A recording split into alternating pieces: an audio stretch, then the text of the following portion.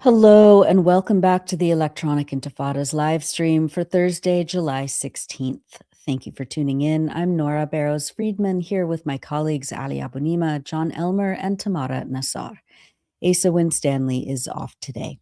It's day 1014 of Israel's genocide in Gaza. Coming up, we'll talk about Israel's use of armed quadcopter drones to deliberately target children in Gaza, with Dr. Mimi Syed and Wes Bryant, co-authors of a new forensic report which documents Israel's systematic hunting of small children with these weapons. Later on in the show, Jon will cover the battle in the Strait of Hormuz and Iran's missile and drone operations targeting U.S. military bases across the Gulf region and Jordan. But first, let's take a look at the news. Here's a brief summary of some of the latest developments this week in Palestine and Lebanon. In Gaza, Israel slaughtered at least 5 Palestinians just before airtime on Thursday. The Anadolu news agency reports that 34-year-old Anas Hamdan was killed and 4 others were injured when an Israeli strike targeted a vehicle in the Mawasi area of Khan Yunis.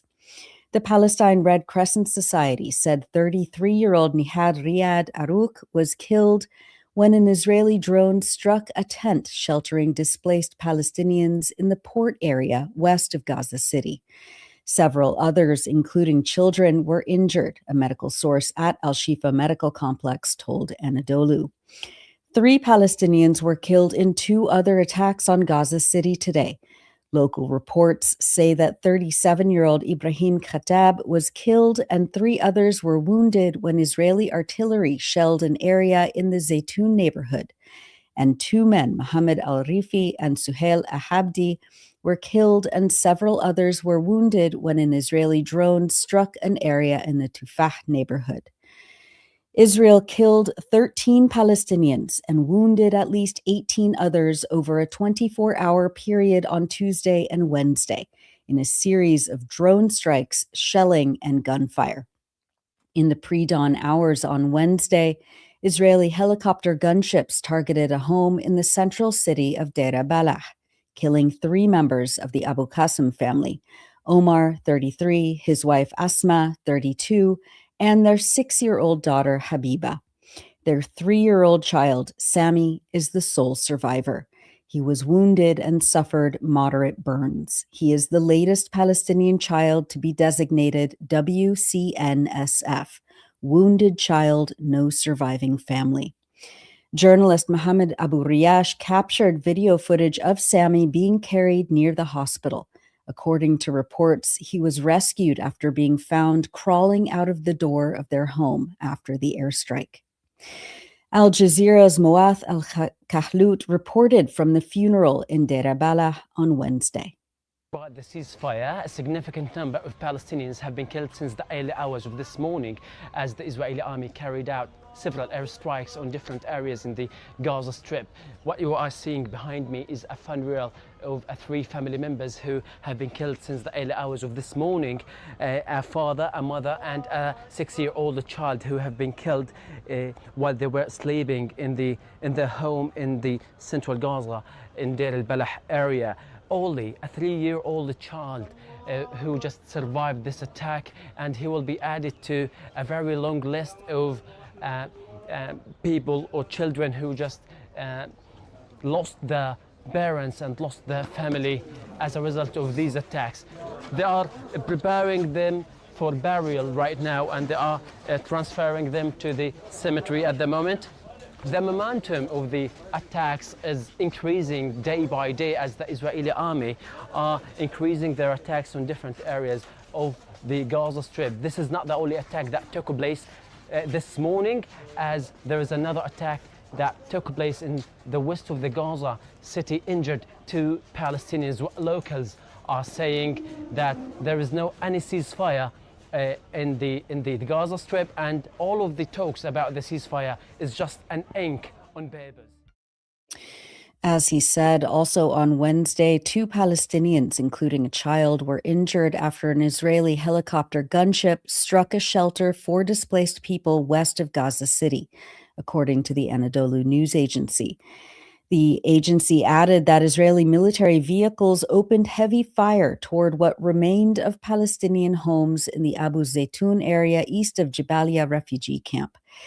In Khan Yunis, 6 Palestinians were injured, including 1 in critical condition in an Israeli strike, and local sources and witnesses told the news agency that Israeli drones also dropped explosive devices near the Bani Suhaila roundabout east of Khan Yunis, with no injuries reported. And a 24-year-old man, Hani Iyad Al-Ghul, died on Wednesday from wounds he sustained in an Israeli airstrike that targeted the Sheikh Radwan neighborhood in Gaza City 2 weeks ago, according to Anadolu. On Tuesday, Israel killed at least 10 Palestinians, including a 10-year-old child, in a series of attacks. Israel shot and killed Motaz Abu Shar, the 10-year-old boy, in his chest, while he was inside his family's displacement tent in southern Gaza. The child's aunt asked reporters, quote, "What was he holding? Was he holding a gun or holding a rifle? He was playing alone in a tent. Doesn't he have a right to live? Doesn't he have a right to be happy? Doesn't he have a right to play and learn and be a human being?" Israel attacked a police and security personnel post in Jabalia in northern Gaza City on Tuesday, killing the Jabalia Camp Police Station Commander Mohammed Salem and officers Yamin Obeid, Abdul Malik Abu Al-Jibin, Ghassan Al-Dakas, Mufid Halawa, Ibrahim Musa, and Fatima Zakut, a member of the Women's Police Unit. This was the latest in a series of assaults on and assassinations of Palestinian police and security personnel by the Israeli army. According to Gaza's Interior Ministry, Israel's persistence, quote, in targeting the police force represents a deepening of its criminality and a blatant disregard for all international laws and conventions. The fact that the occupation and its leaders have evaded accountability has effectively given them a green light to continue targeting the police, despite the force being a civilian body protected under international law. This war crime follows statements made by Ramiz Al-Akbarov, the UN Deputy Special Coordinator for the Middle East peace process, who had earlier accused police personnel from that exact station of obstructing a humanitarian aid operation in northern Gaza, according to Drop Site News. Gaza's Interior Ministry had strongly rejected the allegations, saying police intervened during a chaotic attempted theft and discovered contraband inside aid trucks. Israel's Kogat agency, the bureaucratic arm of the occupation which manages the entry of aid into Gaza, later amplified Al-Akbarov's statement to accuse Hamas of seizing aid and undermining its distribution, Drop Site noted. Israel then attacked the police station just hours later. Musab Abu Sharif captured footage in the aftermath of the attack, with crowds of people carrying the dead and trying to rescue the wounded.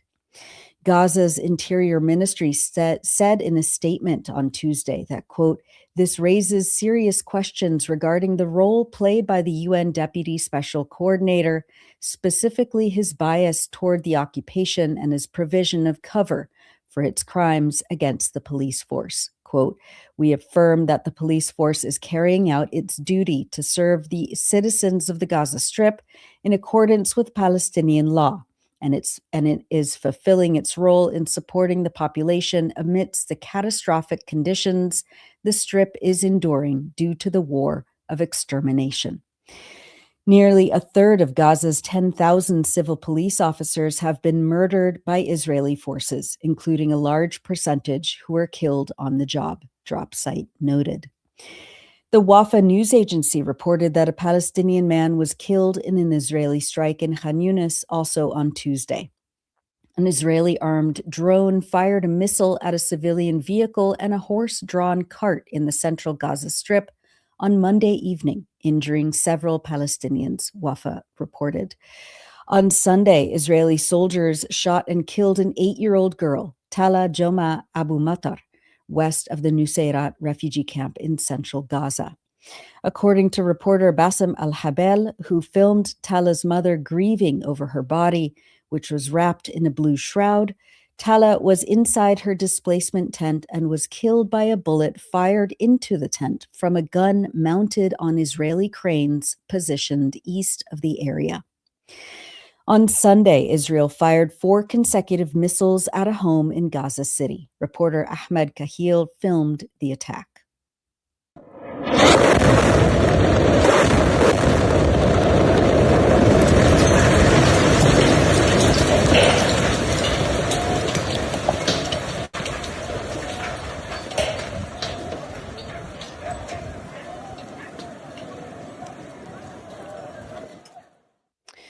The Palestine Red Crescent Society said that 4 Palestinians were killed and 2 others were injured in the attack.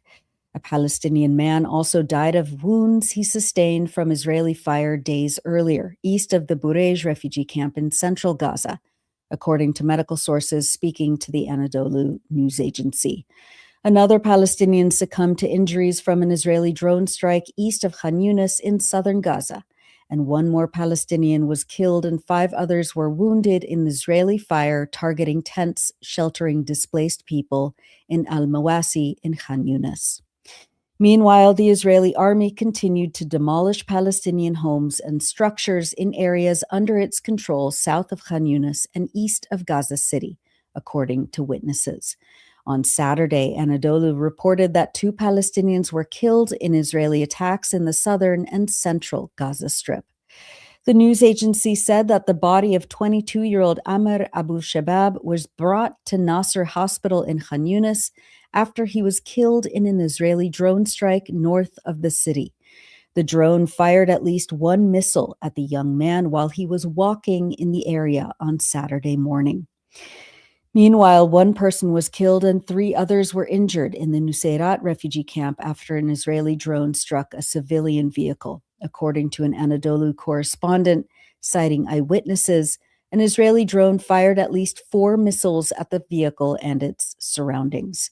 Witnesses said the first missile struck the vehicle and the second and third missiles targeted people attempting to flee after the initial strike, while the fourth landed near the vehicle as residents tried to reach and evacuate the wounded. According to the Palestinian Health Ministry in Gaza, as of Wednesday, Israel has killed more than 1,120 Palestinians and injured more than 3,600 since the fraudulent ceasefire was declared in October 2025. Turning to the occupied West Bank, Israeli forces demolished a family's home in 𝐓𝐡𝐞 𝐄𝐥𝐿 in Masaferyata in the south on Tuesday. The area has been in constant struggle against Israeli army attacks, violent settler pogroms, settlement colony encroachment, and land theft. A local activist told the Wafa news agency that Israeli forces destroyed the 230-square-meter home of Osama Issa Masaf, which housed 2 families totaling 12 people. Soldiers also demolished a water cistern and assaulted residents, causing several to suffer from tear gas inhalation. Al Jazeera's Leila Al-Warrah reported that the Israeli army told the family at gunpoint that they only had 30 minutes to grab their belongings before bulldozers came to destroy the home. 8 of the 12 residents of the home are children. One of the residents told her that a lawyer had confirmed that the house was under legal protection from demolition and that the families had paid money to the Israeli High Court, but the home was destroyed before a decision was issued. He tells Al Jazeera, quote, "They don't want you to eat, nor do they want you to live. Their only goal is to displace Palestinians from this land." Just days before, on July 12th, Israeli settlers attacked residents in the nearby village of Huwara in Masaferyata. A local activist told the Wafa news agency that a group of Israeli settlers attacked 7 members of the same family while they were on their land near their home in the village, beating them and using pepper spray. A video uploaded by The Cradle shows settlers using dogs to attack members of the family. Israeli occupation forces then detained 3 members of the family during the assault. The United Nations Humanitarian Office reported that between July 10th and July 13th, settlers reportedly attacked Palestinians working on agricultural land in the southern Hebron Governorate. Some 30 Palestinians were injured, including children, women, and older persons. Damage to olive trees and agricultural infrastructure was also reported. During the incidents, Israeli forces repeatedly arrived at the scene, declared the area a closed military zone, and ordered Palestinian farmers to leave, while settlers remained in the area. These incidents reflect a recurring pattern of settler violence affecting Palestinians attempting to access and cultivate their agricultural land, the UN said. And in Jerusalem, Israeli Knesset member 𝐓𝐴𝐡𝐞 was filmed gleefully destroying the sign on the Dar al-Aytam school in the Old City, threatening to close the school along with other Palestinian educational institutions in the city. In recent weeks, the lawmaker has carried out visits and raids on several Palestinian schools in Jerusalem and inside present-day Israel. Some background on 𝐓𝐴𝐡𝐞. He studied at the Od Yosef High Yeshiva in the Yitzhar settlement colony, the most notorious fundamentalist settler yeshiva, which has received donations from Jared Kushner's family foundation, Mondo Weiss reports. He was also a member of the so-called Hilltop Youth, a violent extremist Zionist religious group that builds settlement colony outposts across the occupied West Bank and encourages settlers to violently seize Palestinian land. 𝐓𝐴𝐡 has participated in the Right to Rape demonstrations in support of the Israeli guards who rape Palestinians from Gaza at the Sdei Taman torture camp. And in May 2025, he boasted on Israeli television that, quote, "Everyone has gotten used to the fact that we can kill 100 Gazans in one night during a war and nobody cares."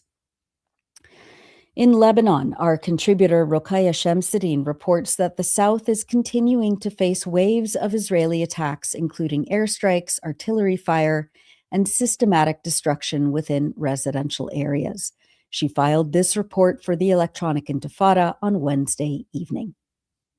This is Roqayah Chamseddine reporting for the Electronic Intifada.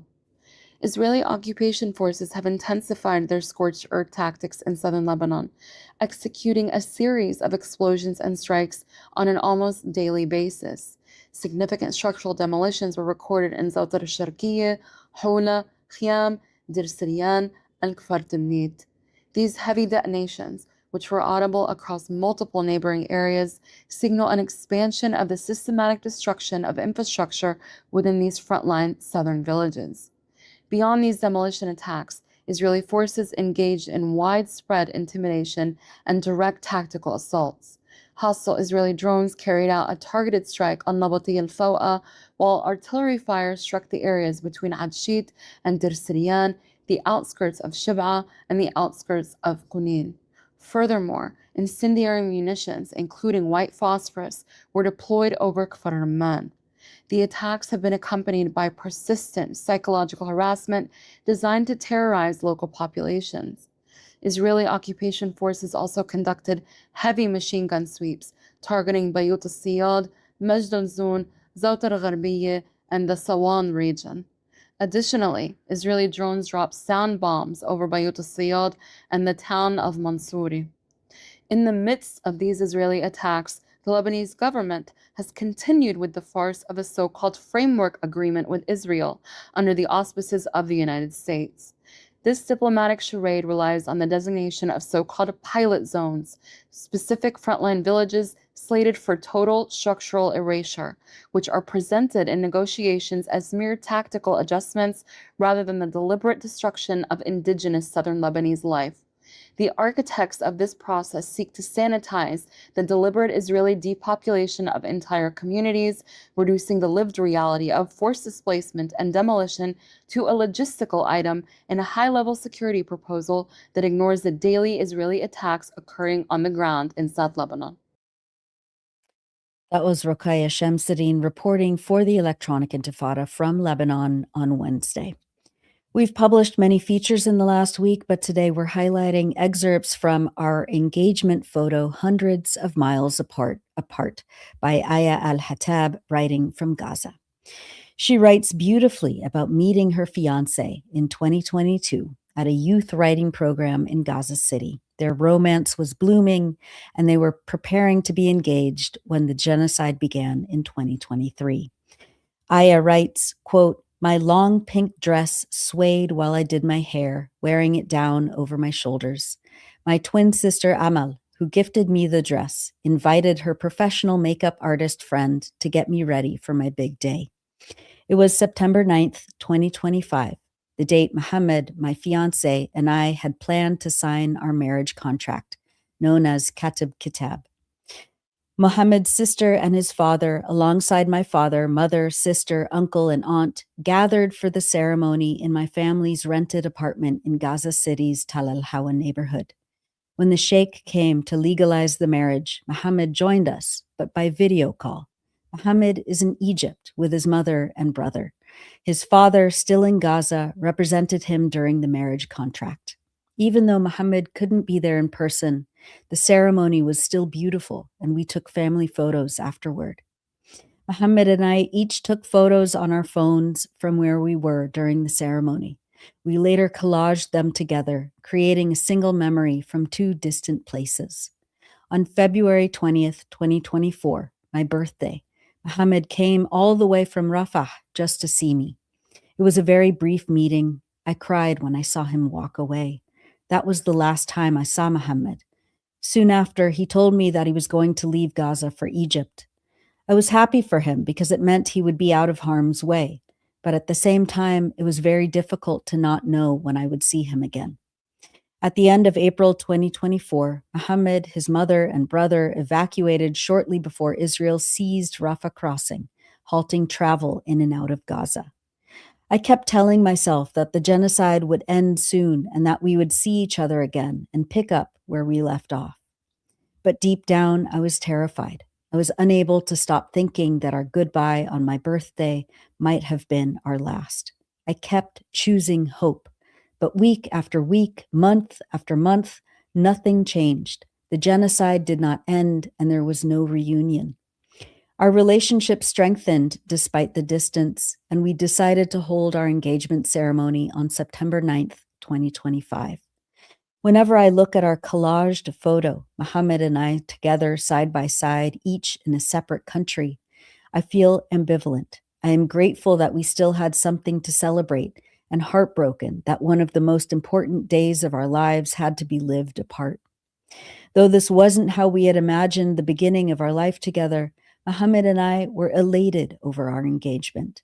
We began making plans again, the places we would go when we reunited, the places we hoped to explore together, Ireland, Italy, Greece.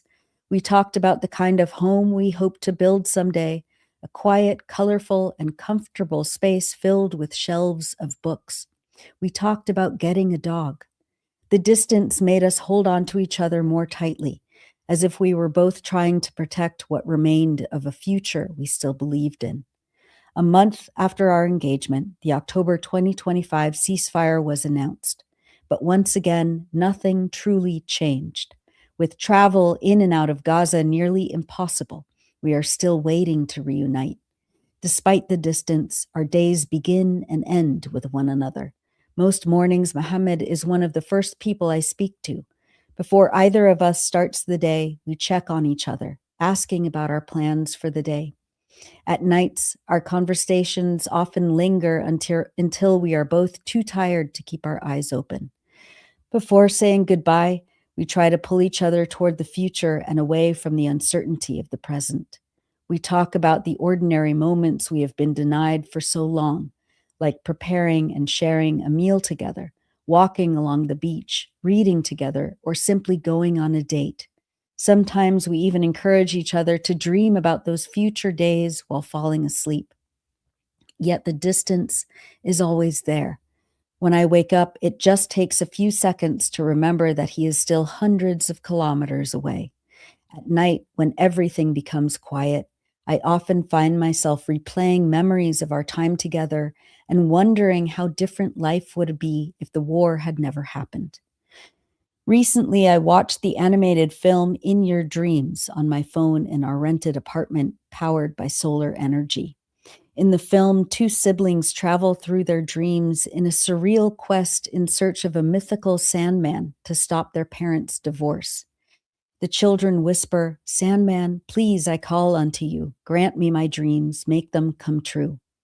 For a moment, I caught myself fantasizing that I could make a wish to return the person I love to me, even for just one ordinary day together. Those are excerpts from our engagement photo, Hundreds of Miles Apart, by Aya Al-Hattab, a writer and translator in Gaza. Read more on electronicintifada.net. And now, as we always do, we wanted to highlight people expressing joy, determination, and reclamation across Palestine and around the world. We haven't caught up with musician and music teacher Ahmed Mouin Abu Amsha in a while, so I wanted to share this video he posted this past week of his rendition of a Palestinian folk song, Min Fok Rimish Al-Ain, which translates to "with the most willingness and pleasure," with the Gaza sunset in the foreground. Enjoy.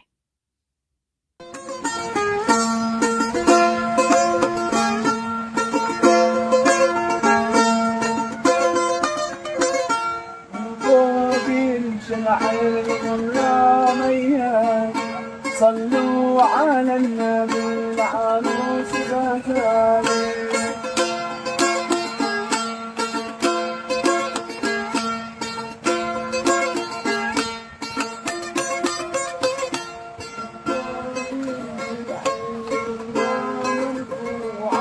صلوا على النبي العروس منوعة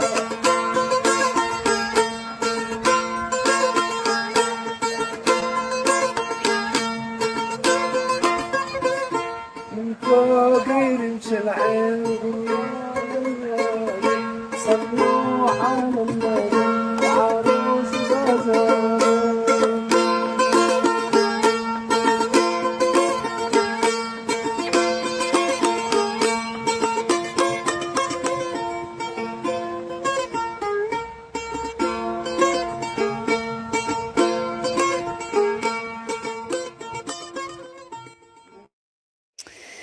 And that's it for the news roundup. As always, go to electronicintifada.net for much more, especially to read our new features by our brave writers in Gaza. You're watching the Electronic Intifada live stream. I'm Nora Barrows-Friedman with my colleague, Ali Abunimah. Hi, Ali.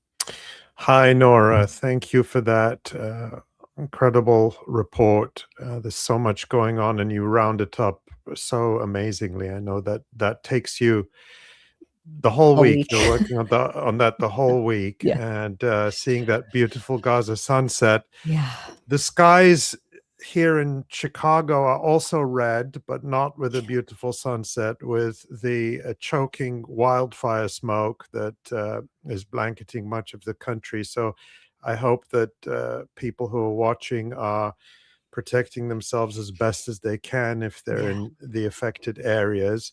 And I'm glad that so many of you are here with us for this live stream, as you have been now week after week for 1,014 days. We appreciate it so much to bear witness to what's happening and to share information. We've got a lot coming up.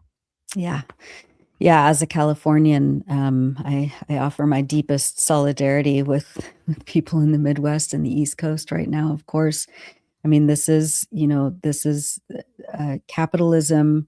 This is imperialism. This is the same violence against the earth that is meted out against climate people. Destruction. Yes, Climate absolutely. Destruction on a rampage. Yeah.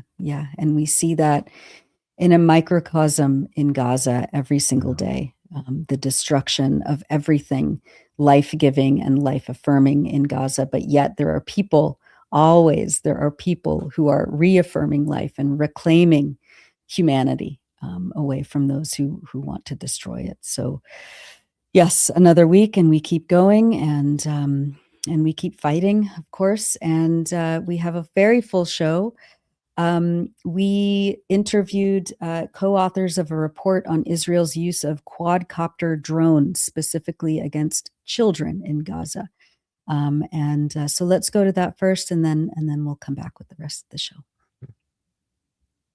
You're watching and listening to the Electronic Intifada live stream. I'm Ali Abunimah, here with my colleague Nora Barrows. You're watching and listening to the Electronic Intifada live stream. I'm Ali Abunimah, here with my colleague Nora Barrows-Friedman.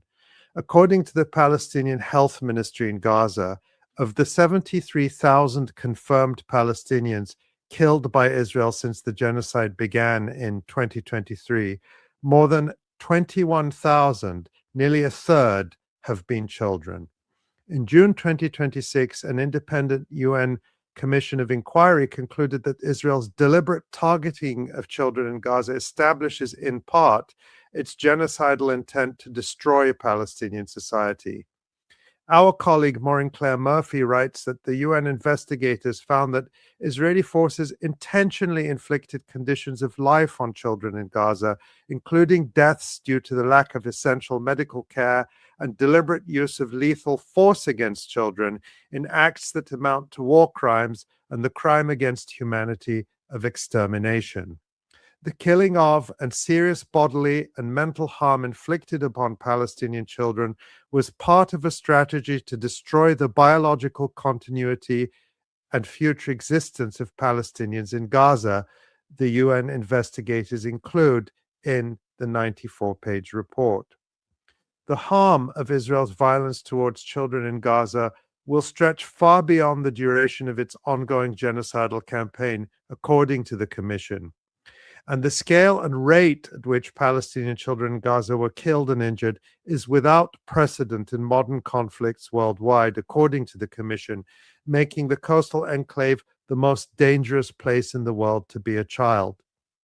One of the various ways that Israel has carried out these genocidal attacks on children specifically is with the use of small tactical drones or quadcopters equipped with semi-automatic small arms. In a new report, Lethal Precision Without Accountability, Israeli quadcopter use in Gaza, an interdisciplinary team of authors has provided a trove of forensic evidence that should warrant international scrutiny, as well as legal and material consequences for Israeli military officers and government officials who have used such weaponry to slaughter children. Joining us to talk about this report are two of its co-authors, Dr. Mimi Syed and Wes Bryant. Dr. Syed is an emergency medicine physician who has worked in Gaza during the genocide and has been a guest on this live stream before. She has extensively documented the wounds with which her patients were brought in for treatment and has analyzed clinical records, imaging, and post-mortem exam results to provide a medical account of drone-related injuries. Wes Bryant is a Pentagon whistleblower and a war crimes analyst for various investigations into Israeli military actions against Palestinians and served as a special advisor to the United Nations International Commission of Inquiry on Palestine, as well as a United Nations war crimes mechanism in Asia. Dr. Mimi Syed and Wes Bryant, thank you for joining us on the Electronic Intifada live stream. Thank you. So good to see you. Thank you so much for this work. First, Dr. Mimi, you have been frequently speaking and writing about your experiences treating children who are shot with these quadcopter drones since you worked in Gaza in 2024. Just remind us about the kinds of injuries you treated in these children and the kind of forensic analysis you've been working on in this report. How widespread is the use of these quadcopter drones specifically against children? Yeah, I've documented quite a few of these cases, and I speak specifically about 18 documented cases that I had while I was there at Nasser Hospital between August and September in 2024.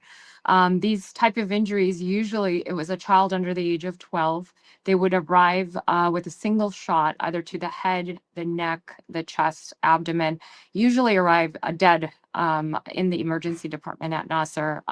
So many of these times we were not able to actually take them to a CT scan because they were already deceased at that time. But what I was able to do is take photographic evidence, video evidence of family, for example, saying how this happened. And this was routine practice for me. I had a translator with me. I would ask every time, what happened. And they would say quadcopter. The usual story was the child was alone and playing or doing something very benign and was the only person shot and a single shot. So typically we do something called a fast exam in the emergency department, which is an ultrasound just to assess, expose the body and assess for other injuries. So for example, if this was a shrapnel injury, you would have other like barrel trauma to the abdomen, to the chest, or bleeding somewhere else. None of the children that I documented had any other injury. They had a single shot to the head, to the neck.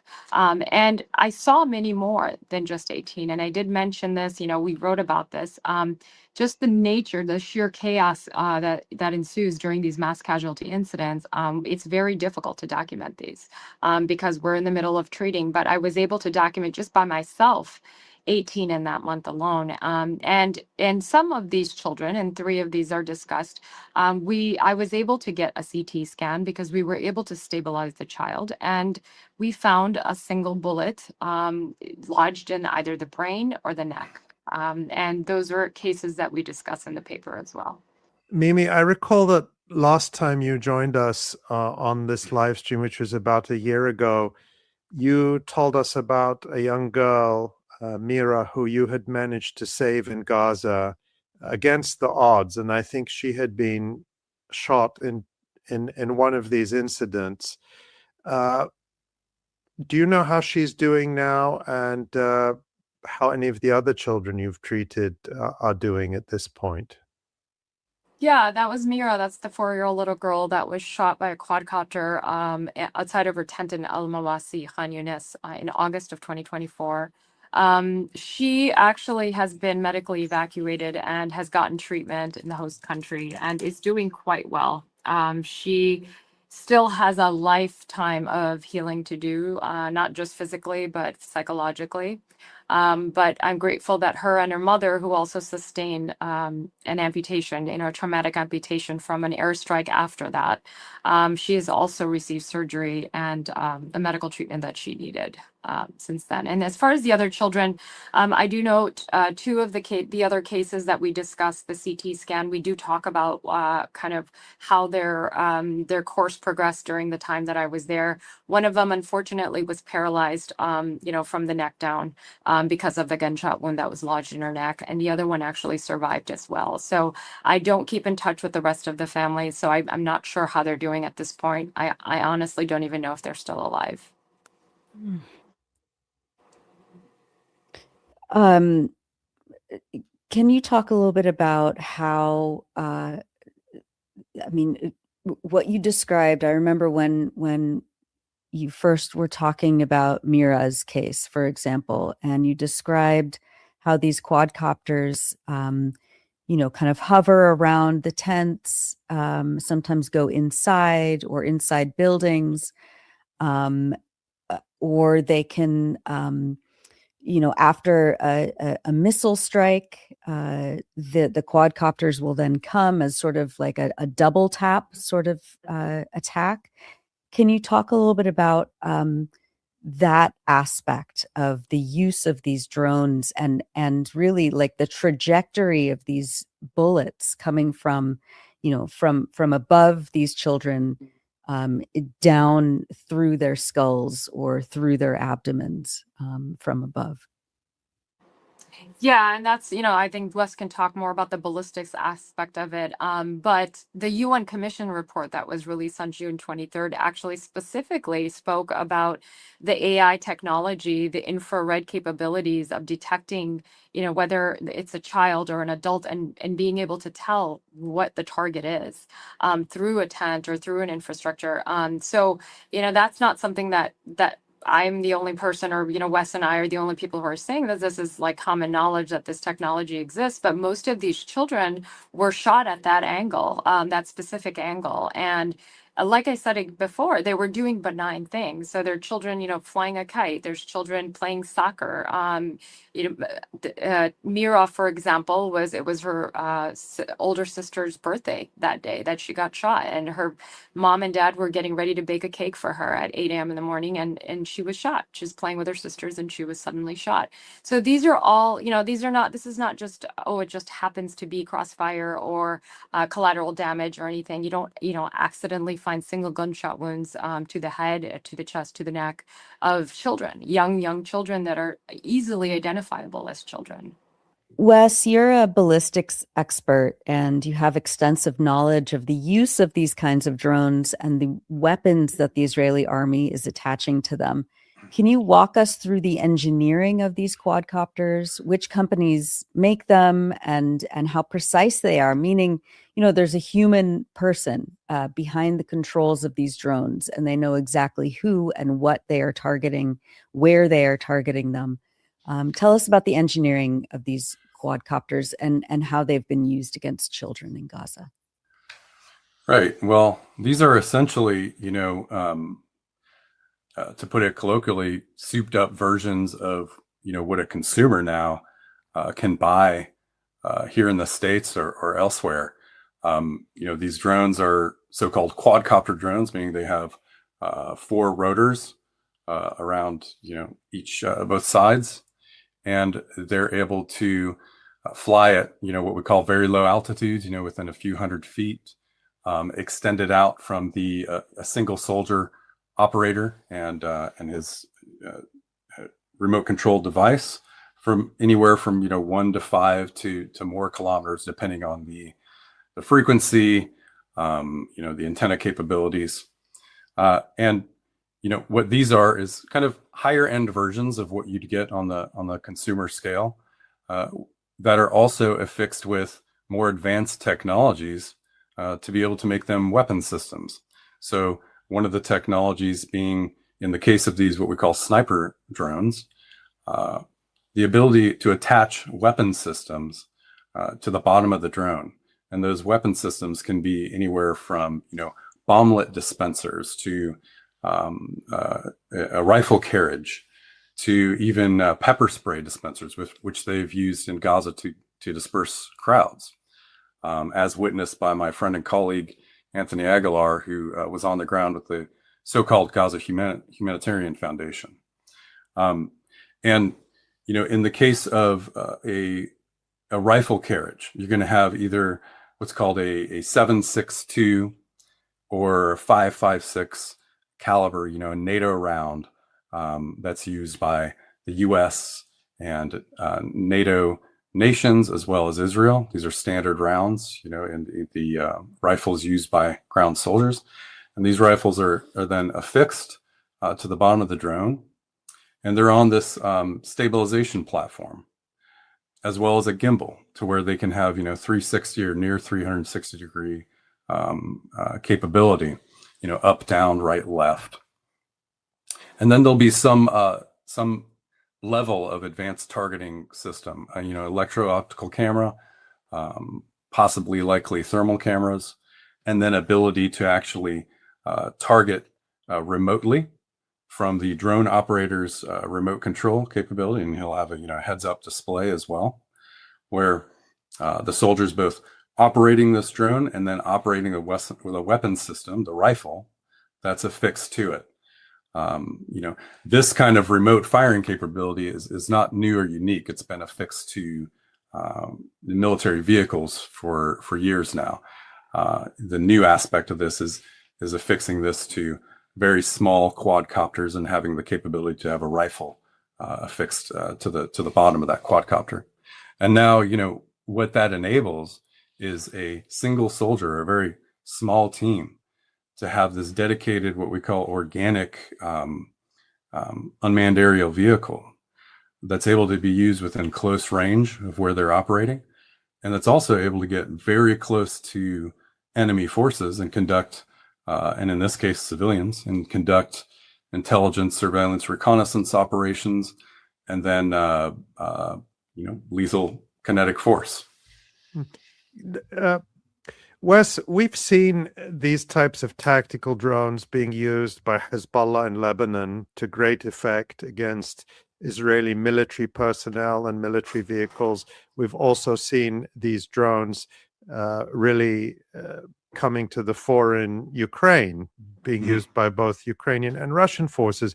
But in those contexts, they're being used. It can sometimes be very harrowing footage, no doubt about that, of soldiers' lost moments and so on. Just on a human level, it's difficult to see. But they are being used in a military context there, whereas here we're talking about using them to target civilians and specifically children. Do the Israelis use them for any other purpose than targeting civilians, as far as we know, or is that predominantly how they use them? Well, it's really hard to say, it's really hard to answer that. I would assume that they're being used. I would hope that they're being used in a military capacity, more so than what we see here in this report, as far as targeting and killing civilians. But we just don't know because, as we all know, we don't have foreign journalists on the ground in Gaza.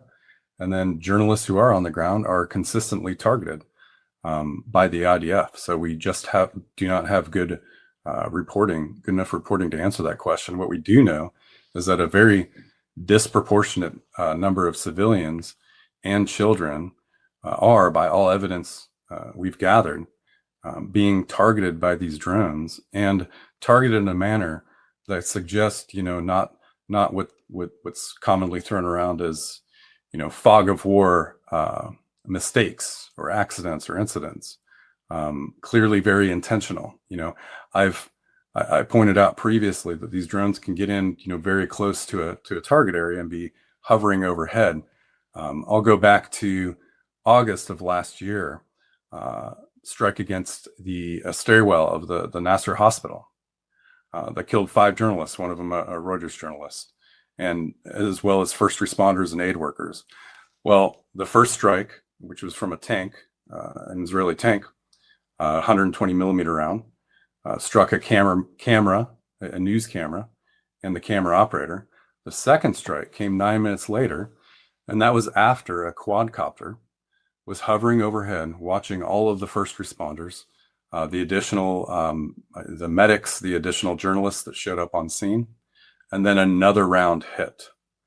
So, that's one example that I assessed last year, where we have clear intentionality, and if not intentionality, an incredible level of negligence and recklessness that really needs to be explained. And this recklessness and this potential intentionality toward killing civilians, journalists and aid workers included, children included, applies to this issue we're seeing with the quadcopter use, the sniper drone use in Gaza as well against children. Mm-hmm.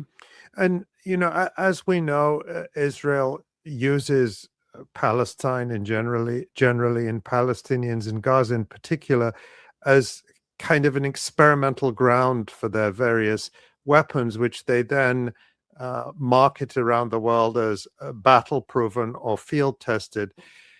Talk about how these technologies that are being used to specifically target children are being bought and sold around the world, and the US and Israeli role here, and any of the companies that we know to be involved. What can you tell us about the supply chain and the global market for these types of weapons? Yes, the global market's incredible. I mean, we have a plethora of US manufacturers. In Israel specifically, they tend to use Israeli made drones. primarily from a company called Elbit Systems. It's one of their biggest Israeli defense manufacturers.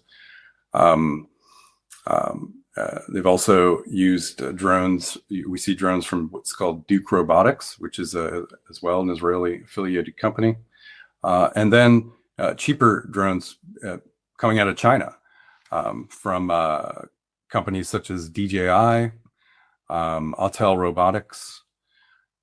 And, these drones from Israel, as well as US made drones and other drones made in Europe, are, yes, being proliferated throughout the world across, what we call a global north and global south. They're being proliferated to NATO nations, to non-NATO nations, to our adversaries, as we know. Of course, drones being made by Russia and Iran as well. And even more, perhaps equally concerningly, they're being proliferated to under or undeveloped or developing nations, because these technologies are relatively incredibly low cost and easy to use in field. And so we're now seeing increased incidents of civilian harm in conflicts in underdeveloped nations from use of these drones. I'll pause there, but I can speak on the kind of the use we've seen in Ukraine and by Russia, if you want. Yeah, well, just give us your thoughts on that and how it and how that context informs our understanding of what's happening here in Gaza as well. Yes, you mentioned the use of quadcopter drones, in a similar capacity in the Ukraine war. Interestingly, and highly concerningly, we have not seen the same kinds of reports of violations of international law from the use of quadcopter drones in the Ukraine war by either the Ukraine military or the Russian military. And in fact, I've said before, both in the use of the use of quadcopter technology and in their strike campaign in general, Russia, who is known to be a rampant violator of international law, has been known to target civilians in Ukraine and elsewhere in all of their conflicts, still has not come close to inflicting the level of civilian harm as Israel's inflicted in Gaza, and especially in such a short period. We have not seen reports going down to specifically use of quadcopters or sniper drones by Russia. We have not seen reports of similar use of these sniper drones against Ukrainian children in the Ukraine war. So we can infer that this is not an accident, these enormous numbers of children appearing with single gunshot wounds to the head fired by quadcopters, that this is not this can't be accidental. Is that a fair inference from the evidence that you've collected? Incredibly fair, and especially when you look at the forensics of this, the cases as Mimi's laid out, and as we've the few that we assessed individually in our report, these are cases of single shots against children to the head or chest, and in cases where no other combat, no other fire was taking place, according to witnesses, when these events occurred. So, if these were accidents, what would happen is there would have been reports of a firefight going on between the IDF and Hamas, and then, of course, a stray bullet against a child. But in these cases, it was single shots to the head and chest. Now, head and chest shots are, what soldiers are trained to carry out in order to kill the enemy. And they take a certain level of training and competence and capability, even using a sniper drone. And so that also suggests intentionality and deliberate targeting. Yeah. I just wanted to add also not just the ballistics aspect of this, but the multitude of soldiers that have come out and confessed essentially that they are deliberately targeting children. The UN Commission report that was released on June 23rd specifically mentions soldiers saying, "Oh, it's great. It's like a video game. I could sit somewhere else and do other activities and engage in shooting a child or targeting a civilian," or so it's not just our report and it's not just the ballistics part of this, but there has been over time and time again, and to mention not just Gaza, also the West Bank, where they are confessing and saying how they are targeting children. And this aspect of having this ability to shoot with such precision from an area that is not putting the soldier at risk is something to be mentioned. They can do this without putting themselves in harm's way.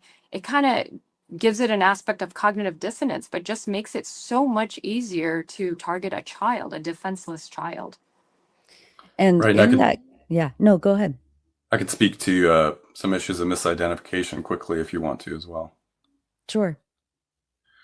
Right, and caveating off what Mimi just stated, we've heard some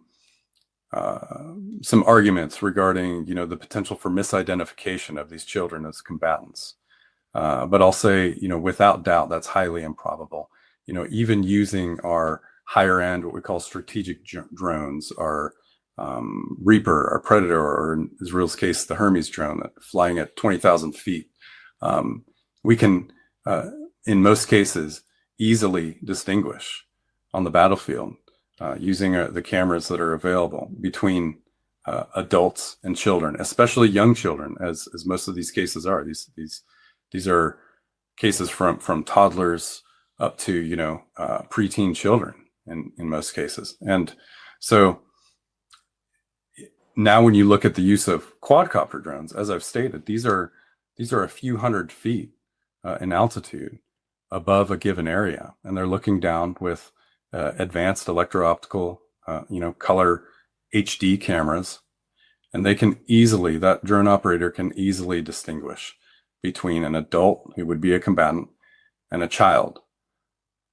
And we have not seen any reports of child soldiers being used in Gaza, especially at the ages these children are being shot. So that aspect's also ruled out. Yeah, no, it's, and the Israeli military is bragging about it. I mean, there are also reports from other doctors, Palestinian and international, who said that, on a Tuesday or whatever, all of these kids were coming in with shots directly to the genitals, or where the next day they were all coming in with shots to the knees, and how soldiers have been saying that there's like a kill count that they can kind of engage in, like, as you said, Wes, like it's a video game. I mean, just as a doctor, Mimi, who has treated these children in Gaza, and as someone who is constantly in touch with your colleagues there, I mean, what does it say about the impunity of the Israeli military and the encouragement by its aiders and abettors, the US and Europe specifically, that this is happening on a systematic, routine and massive scale? I mean, we're talking about more than 21,000 children at this point, and so many of those children have been shot with these weapons. I mean, what goes through your head when you think about the patients that you've treated and the kinds of weapons that the Israeli military is using to target them? Yeah, it's absolutely abhorrent. I mean, not just as a physician, a mother, as a human being, seeing this happen unfold with complete impunity is jarring. But it's also terrifying that there's this proposed U.S.-Israeli defense technology merger that we're talking about, and just the implications of what that means. It's a dangerous precedence to have that children are fair game. I mean, when we're not talking, just like Wes said, we're not talking about teenagers, we're talking about young children that are easily identifiable as children. And that's our most precious resource in society, as a species. If we can't protect that and, have some kind of accountability for deliberately targeting children, it's fair game for anything to happen anywhere. Right? Nobody's being held accountable for this. What this does is the most concerning aspect of this, so-called merger that we're talking about is it effectively institutionalized these very systems that our report and the UN Commission's report are discussing. And it implicates us directly with the technology and how these weapons are being employed in Gaza. And it also gives Israel full access to the American military technology to use at their own discretion and how they have been using against civilians this entire time. So it's absolutely terrifying. But the fact that this continues, it never stopped. So this happened in, where I'm talking about 2024. It never stopped after that. You have dozens and dozens of foreign doctors that have reported pretty much the exact same thing. And it still continues. Absolutely no impunity, absolutely no accountability. And so the merger is actually something that terrifies me only because it just gives carte blanche, to continue doing this without any accountability. Yeah. I just want to share some statistics to kind of illustrate what you and Wes have been talking about in terms of the scale.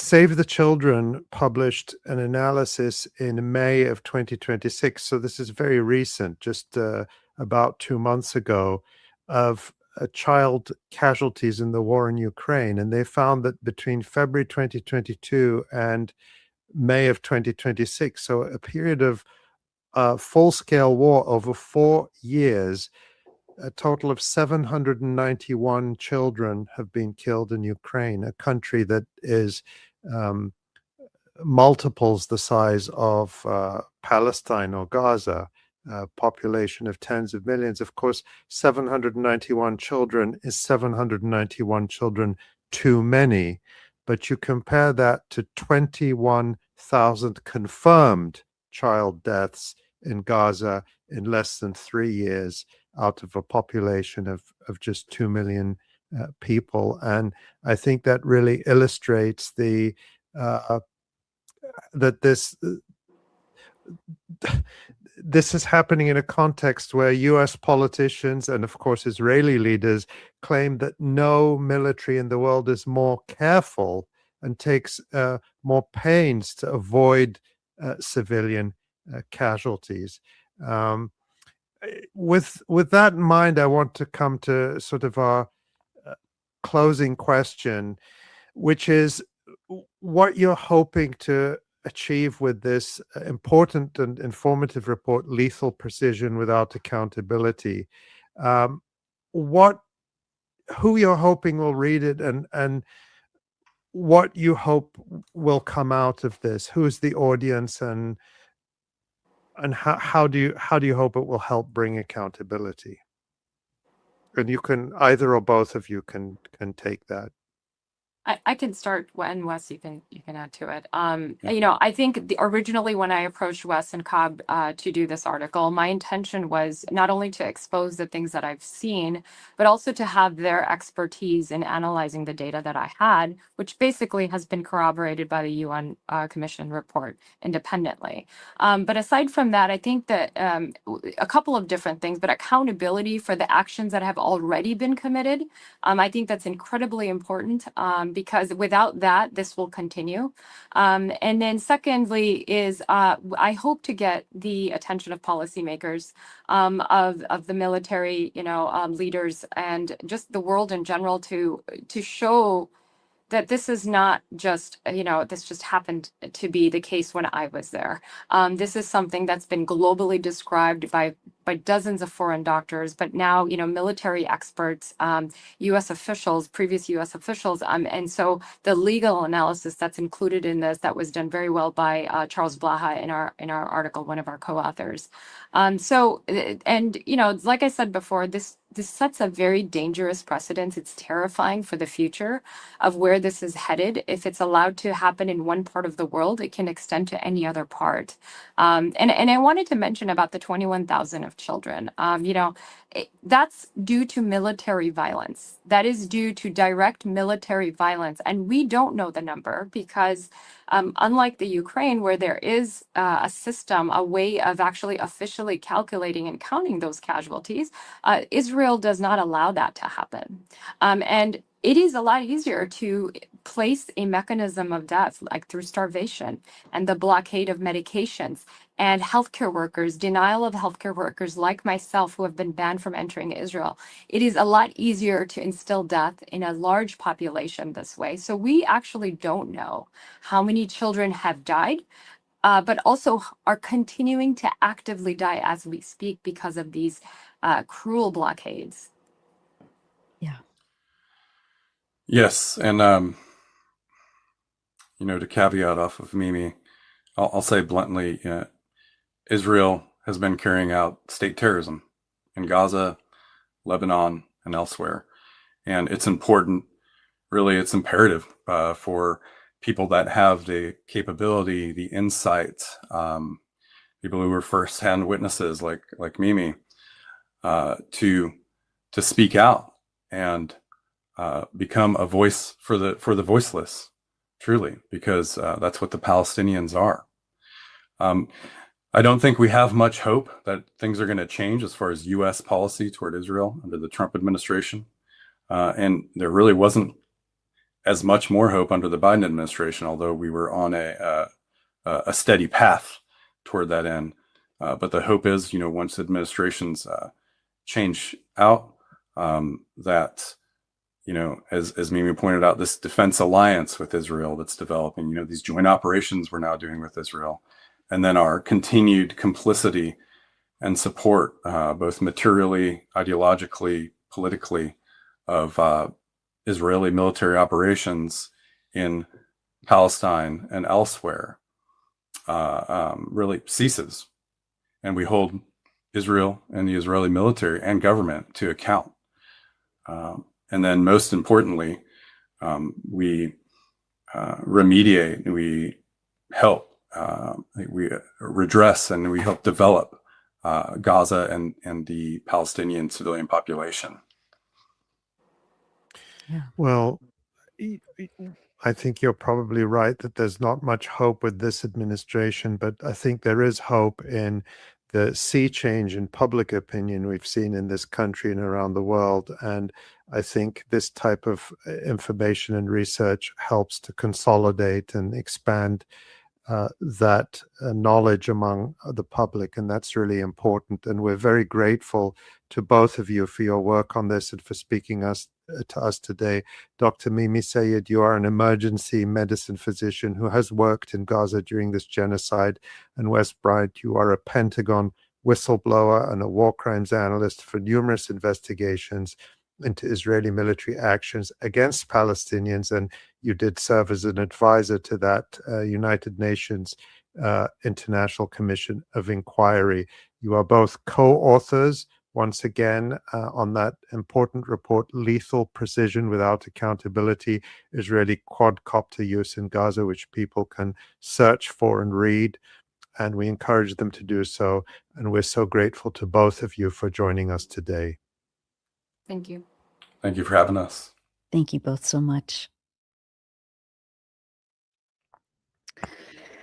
Yeah. The report itself is extremely harrowing. And we'll link to it, of course, in the show notes in the next couple of days when we publish a post on this episode. But Dr. Mimi, gathered CT scans and kind of graphic analyses of how these quadcopter drones were used against children. And it's a very difficult but very important read. And as you know, as Wes mentioned, these are made by companies such as 𝐓𝐿𝐵𝐻, which have factories around Europe and North America, and they're being produced, in order to destroy people's lives and slaughter children in Gaza and elsewhere. Yeah, those drones that Palestine actionists destroyed in the UK were part of this systematic murder of children. So when those Palestine actionists went into court before juries and said that our actions were justified because they were in defense of others, that wasn't an abstract legal argument. They were literally trying to reduce the number of drones that can be used to murder little children or to maim them for life, like Mira, among so many other children, the 4-year-old girl whose life, I never forgot that story. Dr. Mimi Sayed saved when it seemed almost hopeless. So the connections to, it's a global death machine. The Israeli genocide is a global death machine. It spans around the world, and that's why people have to oppose it and resist it around the world through all the types of actions that we can take in a democratic society. Yeah, right. And, and of course, those who are buying and selling these drones, the men in suits and women in suits who are shaking hands with the suppliers of these drones and the head of states whose militaries are using them to slaughter children, that's all fine and good. But the people who take material action to stop these drones from being used, material action to stop that slaughter, are the ones being put in jail for years or having their lives destroyed and sanctioned. This is the world we're living in, and this is the world that we have to fight. So yes, thanks for that. And Ali, before we go to Jon, you have something that's related in terms of men in suits and the centers women of power in pantsuits, women in pantsuits. Yeah, let's not forget the ladies. Yeah, no, it is equity of suits. Talk about what you're looking at this week in terms of the political power around Israel's slaughter machine, death machine, and why it's important to be looking at it. Yeah, well, there was a vote last night in Congress on an amendment to cut all military funding from Israel in the upcoming year's budget. And so that's what I'm going to talk about. It was an interesting political development. Well, what does it mean? That's what I'm going to talk about. Great. All right, go for it.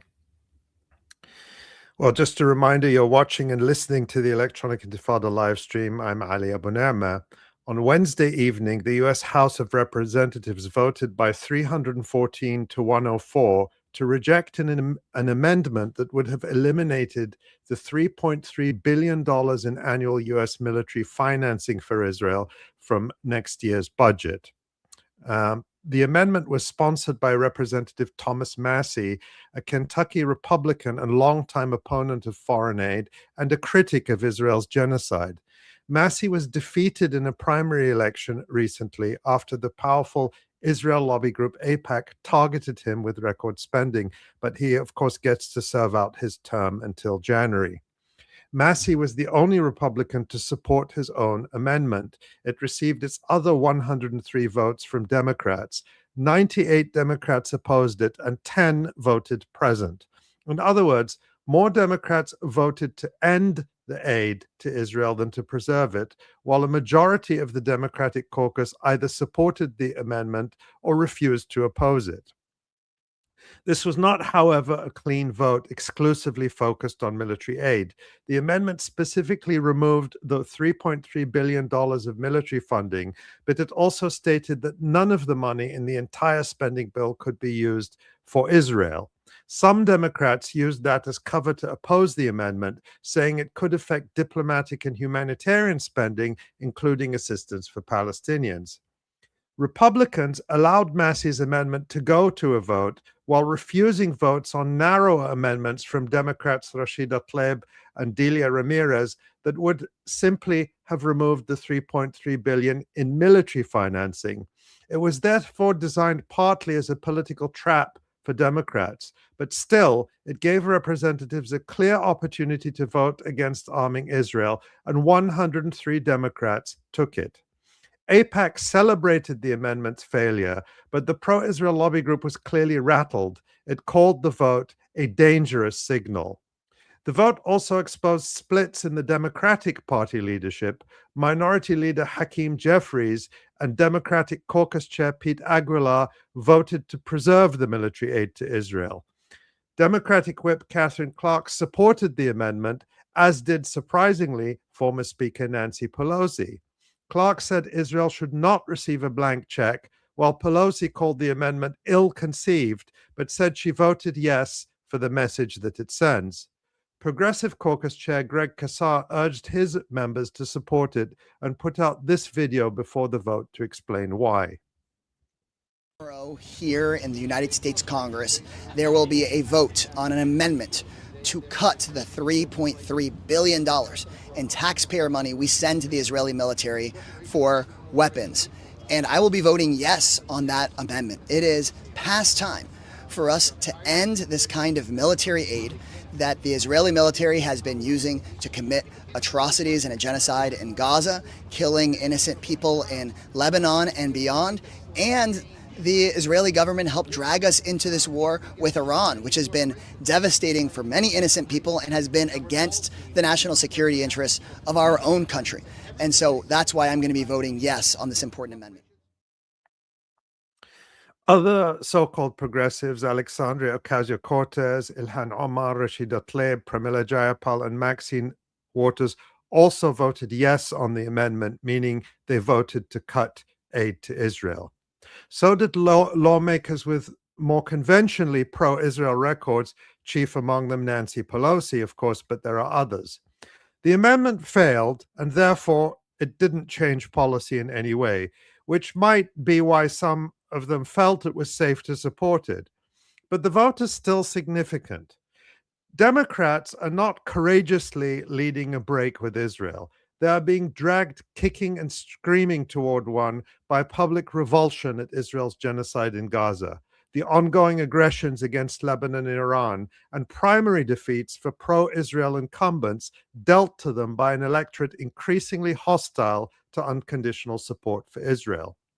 Some Democrats are expressing condemnation of rampaging settler violence against Palestinians, perhaps sincerely, but in some cases only because they see the expansion of settlements only as an obstacle to the so-called two-state solution, which they argue is the best way to rescue Israel from itself. We've, of course, reported on the changing political context many times before, and recently, May New York Times Siena poll found that 74% of Democratic voters opposed additional economic and military support for Israel. In April, the Pew Research Center found that 80% of Democrats and Democratic-leaning independents viewed Israel unfavorably, a massive increase from 53% in 2022. Some Democrats understand the need to change policy, but are struggling to make the shift. That was illustrated by recent comments from California Congressman Roqayah, who has been stepping up his criticism of Israel and recently visited the occupied West Bank, where he said that Israel is implementing apartheid. So what should be the conclusion from that? DropSite News' Jeremy Scahill challenged Khanna in this extraordinary exchange just in the past day. Let's watch it. Civilians are dying in these attacks because of the apartheid. You know, do Palestinians have a right to kill Israeli soldiers, Congressman? On October 7th, when they attacked the military bases in the Gaza envelope, did the Qassam brigades and Syed Al-Quds have a right to kill Israeli soldiers? Yes or no?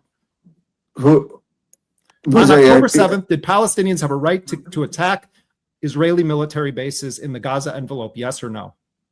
I mean, I think October 7th attack was a terrorist attack, so I don't Was it a terrorist attack when the first targets that were hit on the morning of October 7th were multiple military bases? Did Palestinian forces have a right to attack those military bases? I am not for violence again in any way. I mean, I am for making sure that we end the occupation. Do they have a right to do it, Congressman? Do they have a right to attack Israeli soldiers? No, I'm not going to say that Hamas had a right to attack Israeli soldiers or kill Israelis. Like I don't think that advances peace or advances Palestinian statehood. Did Israel have a right to drop a single bomb on Gaza in response to October 7th? I believe Israel had the right to get people who killed the civilians, but not in the way they went about it, which I've said is genocide. But the Palestinians don't have a right to attack the very military bases that are running the killing operations on October 6th, 2023, or October 5th, 2023. It's a double standard. You're saying there are ways that Israel should be able to kill Palestinians, but there is never a condition under which Palestinians can attack armed, uniformed soldiers of a force that is still considered an occupying force under international law. I don't make it make sense to me how those I two come things from are a not tradition totally of King and Gandhi. My grandfather was in jail I'm aware of for. your family history. Do you think King would say, "Well, there's certain they can attack the Viet Cong, but I don't want them to kill"? I don't think anyone. I don't know what Gandhi would say. I don't think my grandfather would say that the Palestinians should have armed resistance to Israeli occupation. I think they would argue for a much more nonviolent. So there you have it, Martin Luther King and Gandhi for the victims of genocide, but not for the perpetrators of genocide. I think Columbia University professor Joseph Mesad summed this up very well in an article published in October 2023, weeks into the genocide, commenting on how many people sympathetic to Palestinians in the West still condemn them when they fight back against their genocidal occupiers and oppressors. Mesad wrote, "I have spent the better part of the last 3 decades arguing that this change in the Western perception of Palestinians is limited to their being no more than victims of massacres, but this has not translated into Western support for their right to resist their sadistic colonizers, and any sympathy they receive always coexists with the undying Western support for Israel, regardless of how many Palestinians it kills." I think Roqayah's comments are a perfect illustration of Mesad's argument, and we could see that in his tortured and incoherent responses to Jeremy Scahill there. The bottom line is this: Washington is still sending Israel weapons of genocide under the Republican administration of President Donald Trump, just as it did under the Democratic administration of President Joe Biden. But opposition has moved from the margins to the majority position among House Democrats. That is a significant shift, but it remains to see how real it is, as clearly some leading Democrats, including staunch supporters of Israel and its genocide, such as former Vice President and failed presidential candidate Kamala Harris and former Congressman Rahm Emanuel, are now posing as critics of Israel in order to try to ride this popular wave. As we discussed in a recent show, Kamala Harris has been cozying up to New York City Mayor Zohran Mamdani, who is one of the most outspokenly pro-Palestinian Democrats. As for Rahm Emanuel, it should be recalled that he was President Barack Obama's chief of staff. He is now widely thought to be eyeing a presidential run of his own. Even he can tell that it will be difficult to win a Democratic primary if he maintains his extreme pro-Israel posture. That's why Emanuel recently went to Israel and made a speech purporting to be critical. But I'm not buying that at all. Emanuel is still trying to triangulate, to pose as anti-Netanyahu while being pro-Israel. During his speech, Emmanuel notably bragged about his father and uncle, who both participated in the Nakba, the ethnic cleansing of Palestine in 1948, fighting in anti-Palestinian Zionist colonial militias. This is simply a damage limitation exercise when it comes to people like Emmanuel and Kamala Harris. And by the way, while Rahm Emanuel was in Israel, he took time to promote Israel's mass rape hoax, one of its key justifications for the ongoing genocide. You can see him posing there with 𝐄𝐥𝐿 who we've discussed many times, the grifter who put out this recent report trying to revive the hoax with no new evidence at all. So I think that we can conclude that there is a sea change in the base of the Democratic Party and a significant shift on the Republican right, as well with much more skepticism towards the US-Israel relationship being expressed. And you can hear that in these comments from Vice President J.D. Vance on the Joe Rogan show just yesterday, in which he blames Israel for pushing the US back into the war with Iran. Let's listen. With limitations. Like when the Iranians hit ships, the president has been willing to knock the hell out of the Iranians in response. This is not just a negotiation. It's negotiation, it's military, it's all these things. But I know beyond a shadow of a doubt that there have been people within the Israeli government who are trying to actually shift us away from that policy because they want to continue the military campaign. And by the way, there are people within their government that I love, I have good relationships with. I hope, and I don't think that they're part of this. I mean, the ambassador of Israel to the United States, I think, is actually a really good guy. Obviously, he cares about Israel first. I care about America first. But there are some people within their system we know beyond a shadow of a doubt who are manipulating and trying to change American public opinion to keep the war going on indefinitely. Again, not towards any objective, but just indefinitely. Make no mistake, the United States is wholly and solely responsible for its aggression against Iran, and Vance cannot shift blame for the Trump administration's actions onto Israel. But this is a public recognition that US and Israeli interests are not always aligned, and we seem to be hearing those kinds of statements more and more often, even from members of this administration. Leaders are starting to notice the change in public opinion and to shift their messaging, but we should be deeply skeptical about how ready they are to actually follow through and change policies. Remember how many leading Democrats pledged support for Medicare for all during the 2016 and 2020 election campaigns. How many of them actually spent any political capital and pushed for it while they had a Democratic president in the White House? As usual, the pledges they made during the campaigns disappeared once they had the power and opportunity to actually make a change. But the mood in the United States does seem to be changing. Politicians are starting to catch up that the Israel right or wrong approach they've taken for decades is no longer a viable political strategy. We'll have to see what happens. Yes, we will. It's just, I don't know, there's something so pernicious about someone like Roqayah, and I've been thinking about this since Jeremy questioned him yesterday, where they, these Democrats who are trying to rehabilitate the genocidal Democratic Party by saying things that sound good. He's saying Israel is a genocidal, has been carrying out a genocide. He's saying that there's an apartheid happening in the West Bank. He's saying the things that are facts, which, people are surprised by. Oh my God, a politician finally is being honest.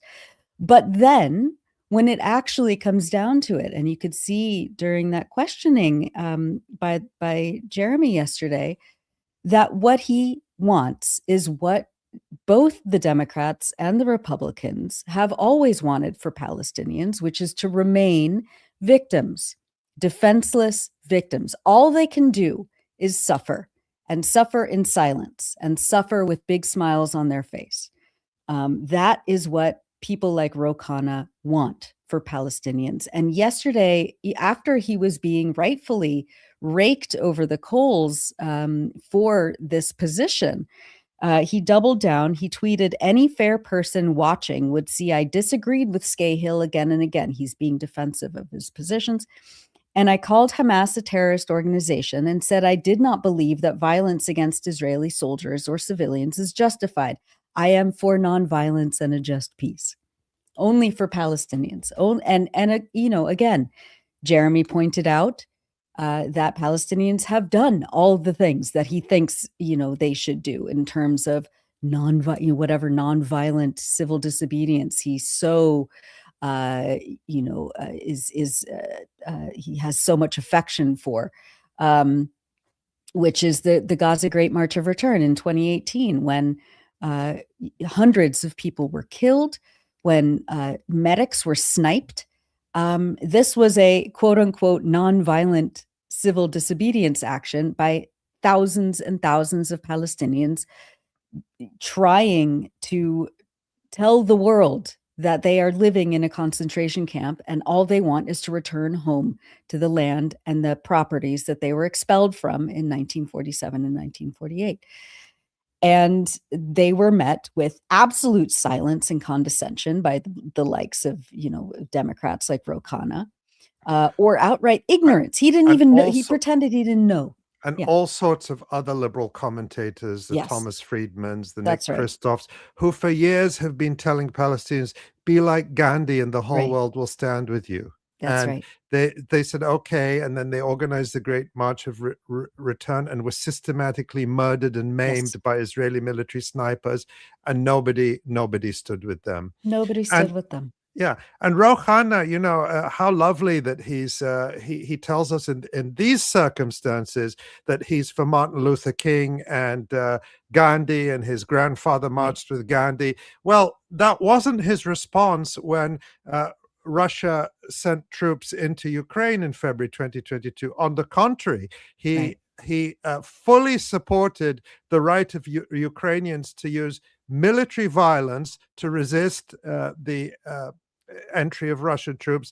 And not only that, he expended effort in Congress to prioritize sending weapons and military aid to Ukraine so they could resist occupation and invasion. So he didn't tell the Ukrainians to greet Russian troops with garlands of flowers and to march like Gandhi. That's only for the Palestinians. So you can see these many of these so-called progressive and democratic politicians who pose now as critical of Israel in response to grassroots pressure. Let's not forget that there is real pressure coming from below.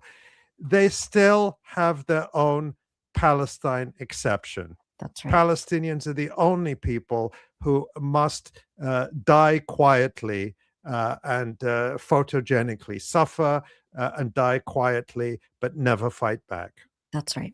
That's right. And I think it's important that Jeremy was using language like the right to.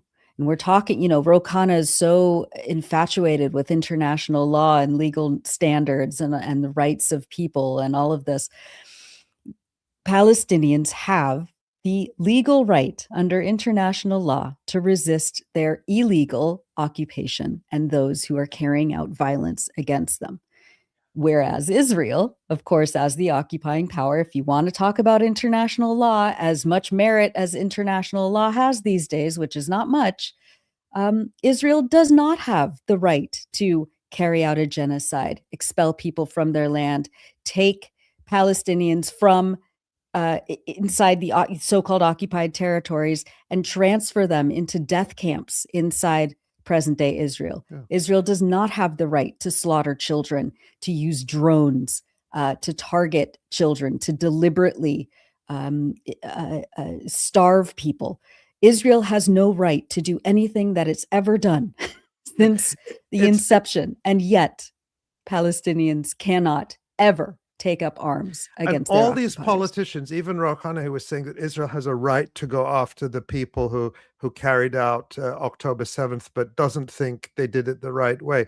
At the base of that is this constant refrain we hear that Israel has a right to self-defense. Well, if you unpack that, in every jurisdiction, there is an individual right to self-defense. If you commit a violent act against someone or kill someone, but you can prove an affirmative defense that you did so in legitimate self-defense or in legitimate defense of another, then you can't be convicted of murder or manslaughter. In every jurisdiction, there's an exception that if you provoked the violence in the first place, you can't argue self-defense. If you invade someone's house and the person living in that house uses violence against you because you're invading their house, and then you respond and kill them, you can't argue self-defense because you invaded their house. This is common sense, and it's the law. And yet we have all of these politicians who still tell us that Israel has a right to defend itself against the people it has been murdering, ethnic cleansing, occupying, and now exterminating for 80 continuous years. Yes. It gets me so riled up, and we're supposed to fawn over these politicians who give us crumbs just to elevate themselves, to follow the trend of their constituents, but not actually ever materially change a thing. Yeah, thanks for diving into that. It's not always the message I give every time, and that people should take away, is that they are feeling the pressure coming from don't the let majority. Up. We're the people who oppose genocide are the majority, and they're feeling the pressure. That's the good news story. It's not what this or that politician says. Right. It's that the pressure is starting to have an impact on the political system. Yeah, absolutely. All right. Well, speaking of impacts, let's invite Jon to talk about the latest resistance against the U.S. and imperial forces in the region. Hey, Jon. How's it going? Good to see you guys. Anything to say about Roqayah?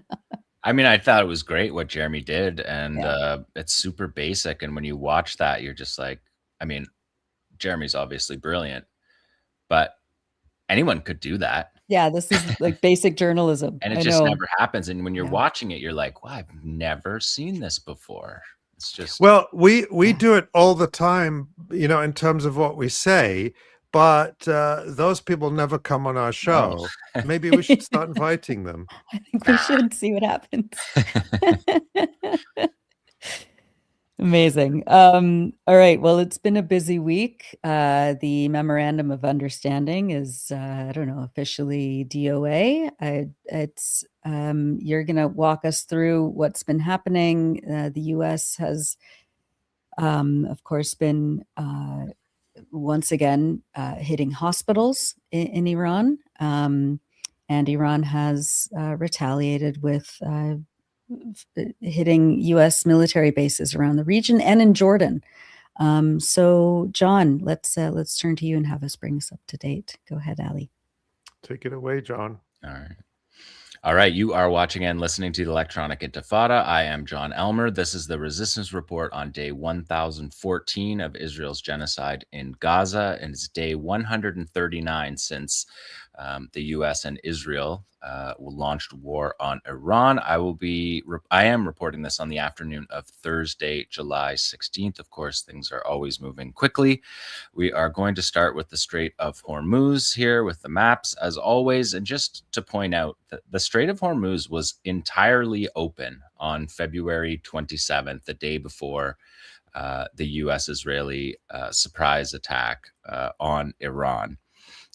And the Iranians have been clear that the only way it'll be open again is under Iranian control. So what we're looking at here is actually a photograph from the International Space Station taken by an astronaut. You're looking on the left is the Gulf of Oman, where there are basically no ships for the US blockade. There's 20 ships in total, but they're all much further out afield, not wanting to be targeted from the land of Iran, which you can see on the bottom of this photograph. The rocky cliffs and hillsides, the mountainous area along the coast is a key strategic military asset.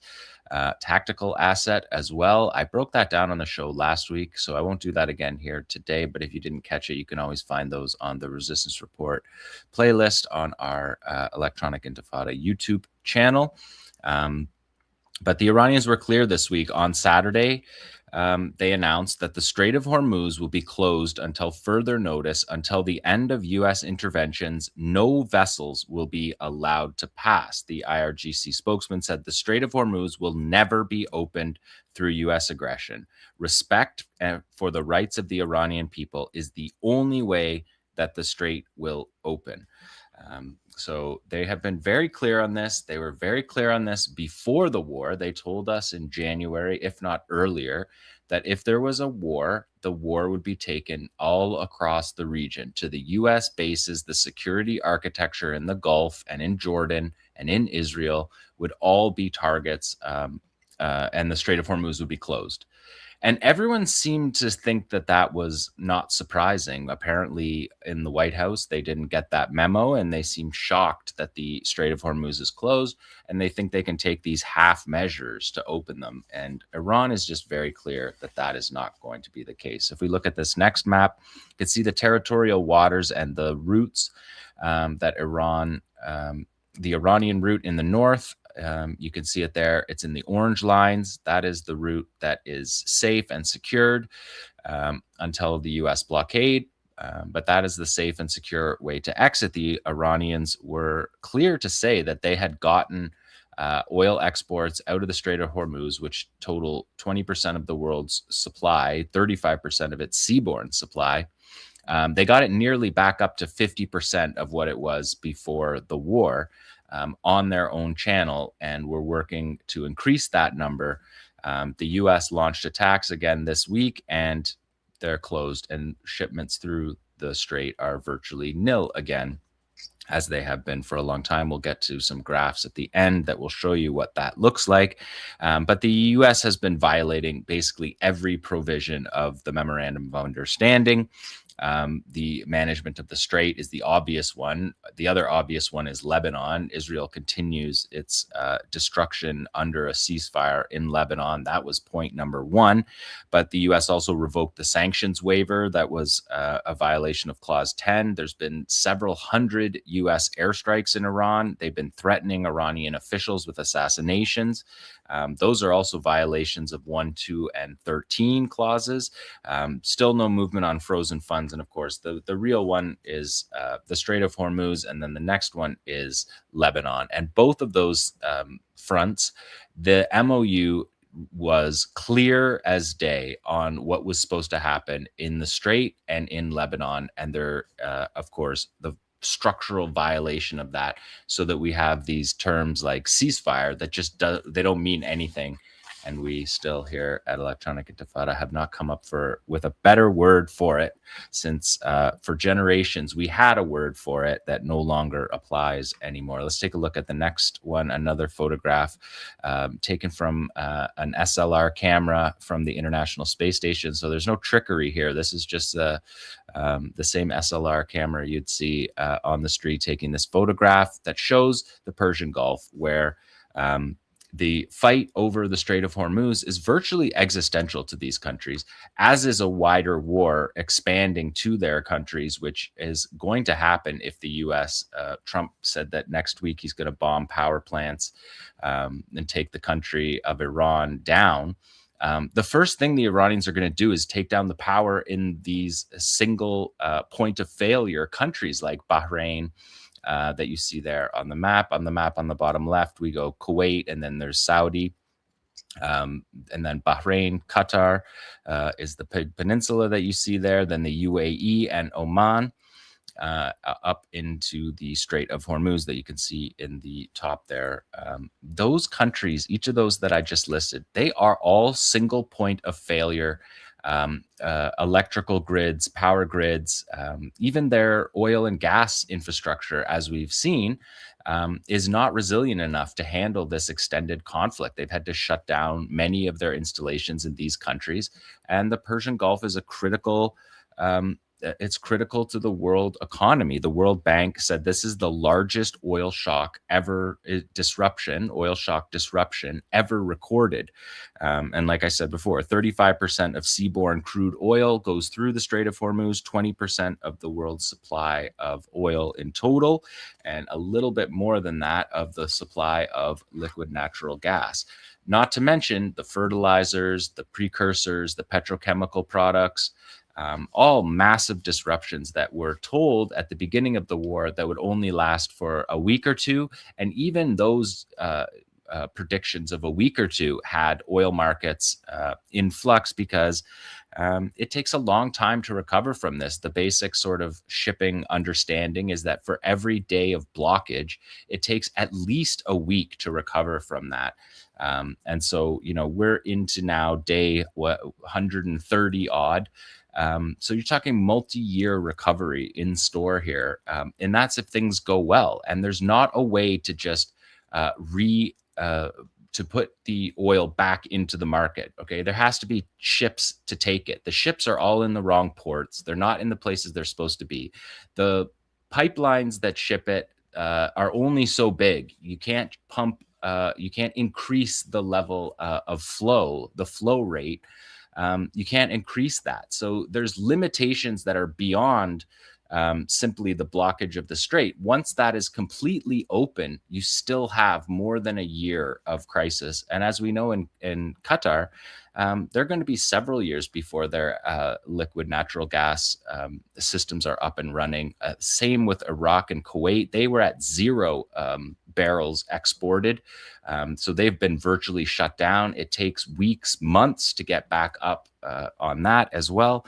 So Trump is really flirting with global economic crisis that he said just a few weeks ago that he didn't want to be a part of being the president that led the world into that as he stands on the precipice of doing that. Let's look at the next map that will show you what we're looking at here with the countries a little bit better marked. There you see Bahrain, Qatar, the UAE, into the Strait of Hormuz. You also see the depth of the water.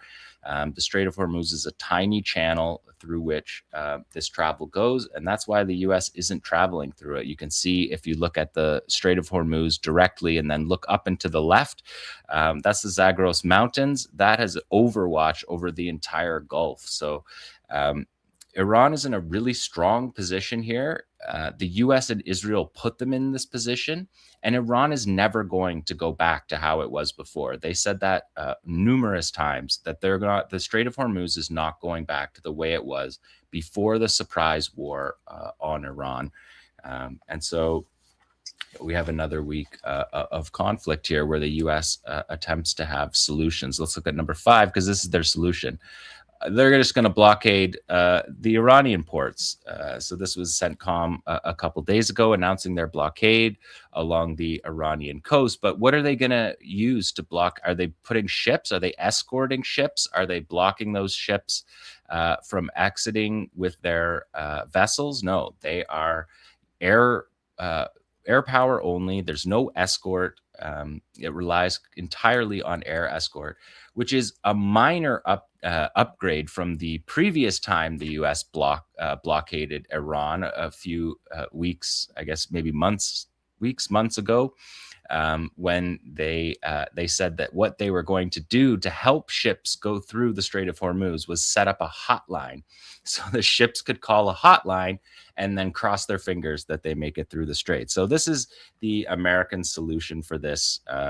And again, there's signals of a hotline in this one too at the end of CENTCOM the CENTCOM statement that went along with this announcing of the blockade. They said all mariners are advised to monitor notice to mariners broadcasts and contact the U.S. Naval Forces on bridge-to-bridge Channel 16 when operating in the Gulf of Oman and Strait of Hormuz approaches.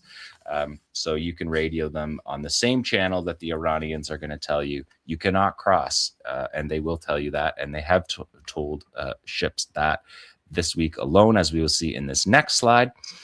You can see the 𝐓𝐿TO, Maritime Transportation Organization. This is an arm of the UK Navy that is doing this monitoring. And you can see again on this one, if you look where the spot with the red circle is, it's in the Omani Channel. Iran targeted the tankers in the Oman Channel, which is not the channel that is managed by Iran. And the IRGC Navy said on Saturday in previous statement, the previous statement that I had just read, we had said that foreign interference and illegal routing of ships in the Strait of Hormuz would result in a decisive response and disrupt the increasing flow of traffic in the strait. Hours ago, these warnings were ignored, and several ships incited by foreigners attempted to deviate from the approved route and disregarded our warnings on Channel 16. It doesn't say that, I'm adding that. Correct the course and navigate within the designated channel. Consequently, one ship which had turned off its systems, its AIS systems, and endangered maritime security was fired on with a warning shot and brought to a halt. Iran is clear. They are going to fire on ships that take this route, this Omani route, which, by the way, is, again, virtually nil. The most traffic that was happening when it was getting up to 50%, that was virtually entirely through the Iranian Channel. And so because of that, the United States has attacked Iran every night for the last week or so. And every single time the U.S. strikes, Iran strikes back because they are not willing to accept the U.S. dictating terms during a ceasefire that they cannot achieve during a war. So let's look at number 7. We have missile launches. Again, there's not a ton to see on these ones, but this was an EMAD that says Game Over USA. They painted on that. You can see the launch of this medium-range ballistic missile. The EMAD is an 1,800 kilometer range. So these are the ones they're firing at Jordan with a 750 kilogram warhead, which is comparable size to the Mark 84 bombs, the U.S. and Israeli bombs that are dropped on Gaza and Lebanon, and less in Iran because they've been scared to fly over Iran because of their air defenses. They've been using mostly standoff fire still. But in any case, a warhead that is considerable on that weapon. And this series of launches showed Ghadars, EMADs, Khyber Sheikhans, Fatah 110. So we're seeing a broad use of missiles, again, that we were told were down to, whatever dumb numbers they said, 12%, 20%. They have no idea how many missiles Iran has, nor whether their attacks on Iran did anything to these missile capabilities. Let's look at 7B here. Again, this is just from yesterday. This is waves 3 through 7 of the Iranian response, targeting aerial defense arrays and logistics hubs in Kuwait, Bahrain, and Jordan, along with air bases that are being targeted. Sheikh Issa Air Base in Bahrain, Ali Al Salam Air Base in Kuwait, the KGL Logistics Center in Kuwait as well was struck. So these are all targets that are consistent. These bases are U.S. bases that are getting battered. And these are all solid fuel launches that we're seeing here. And the solid fuel launch is, it's a lot better. You don't have to go out with your men into the field and fill up the liquid missile and be out in the field at risk.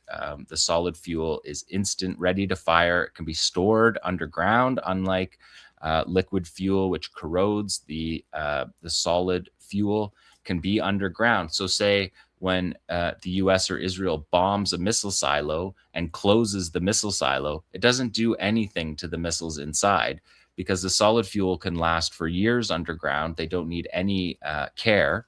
And so as soon as the war was over, Iran dug out the missile silos and began launching instantly again missile capabilities that they have and that they will always have. This war, the US and Israel will run out of interceptors long before Iran runs out of missiles. Let's look at number 8, because it's not just the IRGC, it's also Artesh, the army, the Iranian armed forces. Here they are launching Arash 2 long-range drones at Muwafaq al-Salti Air Base in Jordan.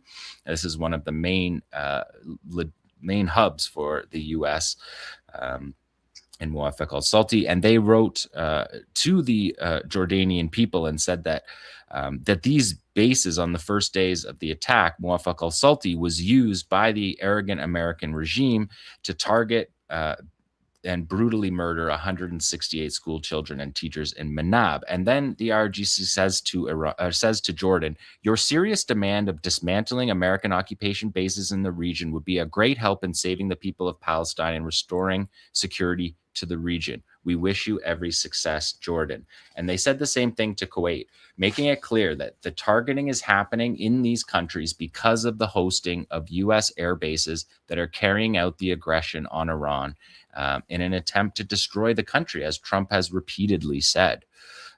So you can see those drone launches by the army there. Number 9, we can look at a little bit of the battle damage assessments. And again, this is from Mensch Osint. He does great work here. And this is funny to be shown just because of how low resolution it is, because of the blanket ban, indefinite commercial blackout requested by the United States government to prevent adversaries from gaining tactical intelligence. In other words, showing that these bases are getting hammered, like we saw in the first weeks of the beginning of the war on this program. Again, you can go back and find those where we went through all the satellite imagery of all of the destroyed assets. And here is Mensch Osint doing his best with low resolution imagery, because all of these satellite companies adhered to the U.S. Order, despite the U.S. government issued a formal request for providers to voluntarily implement an indefinite withhold of imagery, and they all volunteered. And it's to mask the damage on these bases that are being battered and destroyed, some of them almost entirely, as we know from previous reporting when the satellites did work. And that is what's ongoing today. These are accurate strikes on these bases. They're not shots in the dark. We're clearly hitting what they're intending to hit. Let's look at number 10, because this is a wave of drone and missile attacks, again, versus Jordan and Gulf bases that you can see being launched here. A lot of long-range drones that are the Arash 2s. They're virtually cruise missile type drones, highly effective. There's the Shahed 101s that are also highly effective and used often. I think there's probably one Shahed 136s in these, but you can't quite see. These all look to be 101s. That might have been a 136 there. But the fact is, they have thousands, if not tens of thousands of these drones. They can hit everywhere in the Gulf because it's like literally just across the water. As you saw from those maps off the top, it's very easy to hit them, not just from the coastline, but from inside the country. And that is what is going on here and has been. There has been 10 waves by the Iranians. And again, I explained this last time the war was on, but the wave does not mean it's not equal to a salvo. If they fire these missiles in one after another, it doesn't count as one wave. One wave is the whole series covering several hours from multiple different places firing. So a wave is a lot more than a salvo, and they're at 10 waves from the IRGC of missiles and drones, and the Artesh, the army, the armed forces of Iran are also at 10 waves of drone strikes that they have carried out. Let's take a look at what it looks like in the countries that are being targeted. This is what it looks like facing forward towards incoming missiles in Bahrain. There's going to be audio in this clip, and then it's going to loop one time with no audio. So it's a single clip that is looped. So let's go to that now.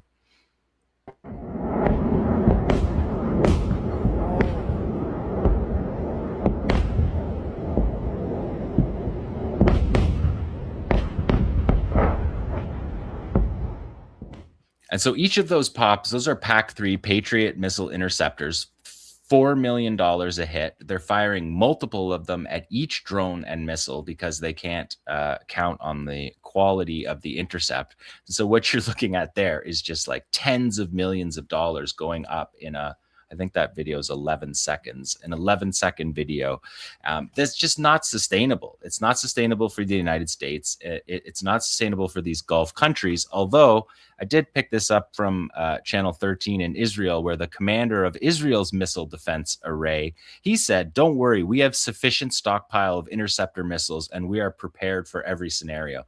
So Israel just smirks and says, yeah, we saved all our interceptors because the US came and used all of theirs to save us again, gives them allowance and fights its battles for them. And gives them all of its resources to carry out this genocide that, if the United States did not do that, would not be continuing. Let's look at number 12, because you can see the damage on the base here. And this is by SOAR Atlas, that has, in a way, this new Atlas, 3D Atlas company that just came out a few weeks ago, has been able to kind of circumvent the low resolution imagery by layering these maps as 3D maps. And so we see here the Fifth Fleet in Bahrain. This is the US Navy's Central Command hub in Bahrain being targeted. And you can see the indication of where the strikes were, which we'll see on the next slide.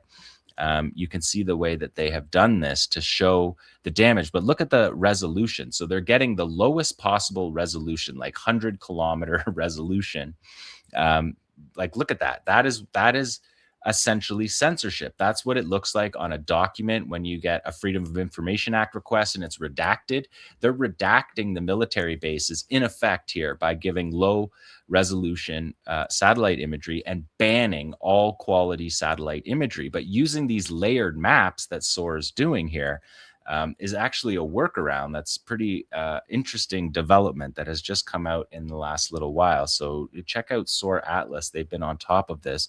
And so that's the blur there that you would see, that's the satellite image. But because they're layering it, the blur can show that you have low resolution, but you can show it up on this crystal clear map that is logged in the same file, in the same map, in the same atlas. So it's really a remarkable technology that is circumventing the blackout. Let's look at the next slide. It's even...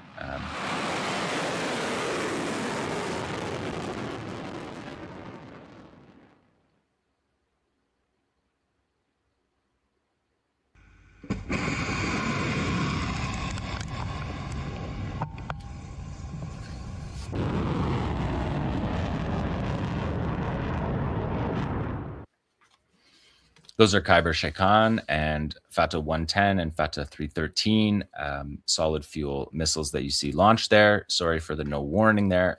It's an audio file. I should have told you that the missiles were coming. Number 15 will show the damage at Al Udeid. Again, SOAR doing this. This is Al Udeid, showed up from July 12th. But only yesterday, if we look at the next slide, this came out a couple days after that. That they show this hangar being blown out, and you can see that where it struck. And then if you look on the right, you can see a truck parked there, and then the blowout panels from the strike that blew out the whole front of the hangar. And if we look at the next one, SOAR has done this again with a very elegant map layering here. So you can see this base. Al Udeid is the most important base for the U.S. in the region, and it was severely damaged during the first round of this war, though the U.S. covered it up. The main combined air operations center at Al Udeid Air Base was hit multiple times and rendered inoperable during the war. That's a pretty big story that was erased from history by the US in their cover-up of this war that has been pretty outrageous. And I've said it before, like I covered military lies for my whole life, and these ones are particularly egregious that CENTCOM is engaged in here. Is there one more SOAR? Is there 16B? Yeah, well, no, more missiles. This is Artesh. This is the army again firing cruise missiles at the Gulf and Kuwait again, and also cruise missiles being fired at hostile U.S. enemy vessels. And the public relations of the Iranian army said, in response to repeated attacks of malice and aggression by the United States against our country, the army of the Islamic Republic of Iran a few hours ago targeted communication systems, fuel depots, Patriot air defense batteries, observation towers, and ammunition depots belonging to the U.S. terrorist army in Kuwait with its attack drones. Furthermore, the Navy of the Army of the Islamic Republic of Iran, in response to missile attacks on some of its military centers, targeted U.S. enemy vessels with anti-ship cruise missiles. Again, vessels that are hiding, not in the strait. They don't want to be anywhere near the strait and are being fired on regularly. Trump kind of spouted off in one of his the ways that he did. He said that one of their ships was fired on 110 times a week and a half ago. So whether he's just making that up whole cloth or mixing up statistics or not, he wanted people to know that their ships are being fired at constantly. Let's take a look at number 18, because again, Mensch 𝐓𝐡𝐞 has done a great job. I appreciate his work, and you should all follow it. It is open source work, not done by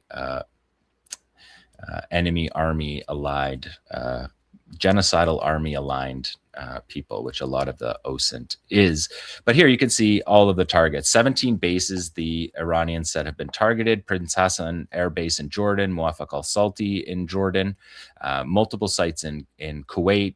Camp Boring is a massive logistics hub base. Ali Al Salam Air Base in Kuwait, the Al Jabr Air Base in Kuwait, Kuwaiti Navy ship. The Fifth Fleet is the center, as I said, of the Navy operations in Central Command. So all of the Navy ships in the area. And Al Udeid Air Base is the most important, and before the war, the largest U.S. base. But of course, the U.S. evacuated most of their soldiers and put them into civilian hotels behind human shields, something we also covered in the early part of the war with Iran.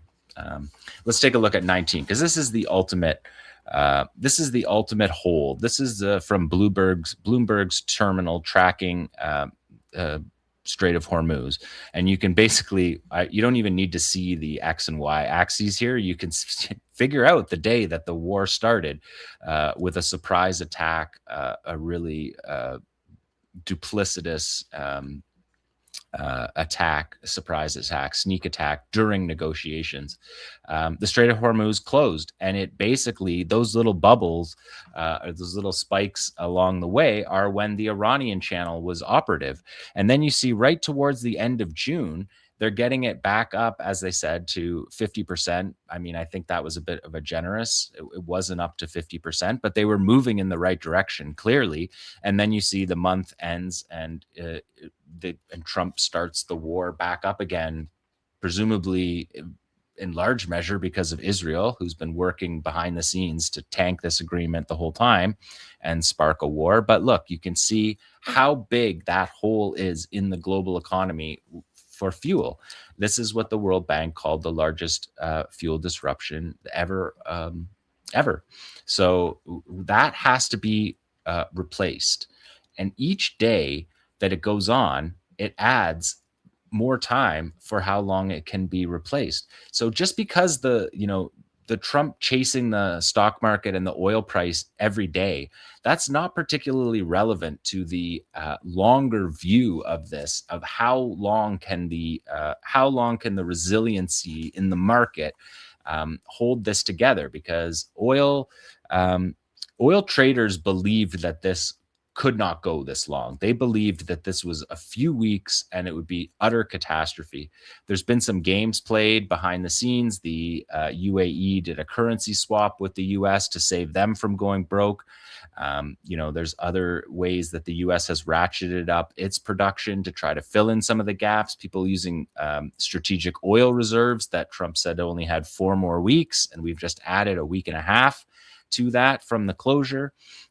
So there's ways that are kind of right now temporarily mitigating the harm, but this isn't going away, and it cannot be fixed in a day, in a week, in a month, or even in a year. So they're playing with the global economy, global recession, and they're doing it for basically so that they can continue a genocide in Gaza, in Lebanon, and this is where we're at for the Resistance Report on day 1014 of the genocide in Gaza. And again, I am reporting this on the afternoon of Thursday, July the 16th. Thank you, Jon. Just wow, all in 1 week. And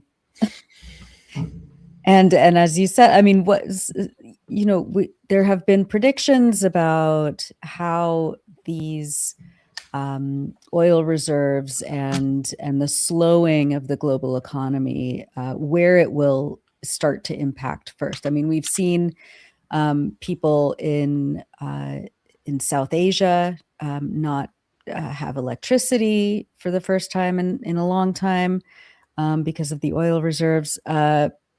What else? What does this mean? Like crop fertilizers. Yeah. So some of these things are out a year, right? Like the fertilizers for this season are in, but next year's fertilizer crop has been completely, it's been gutted. Yeah.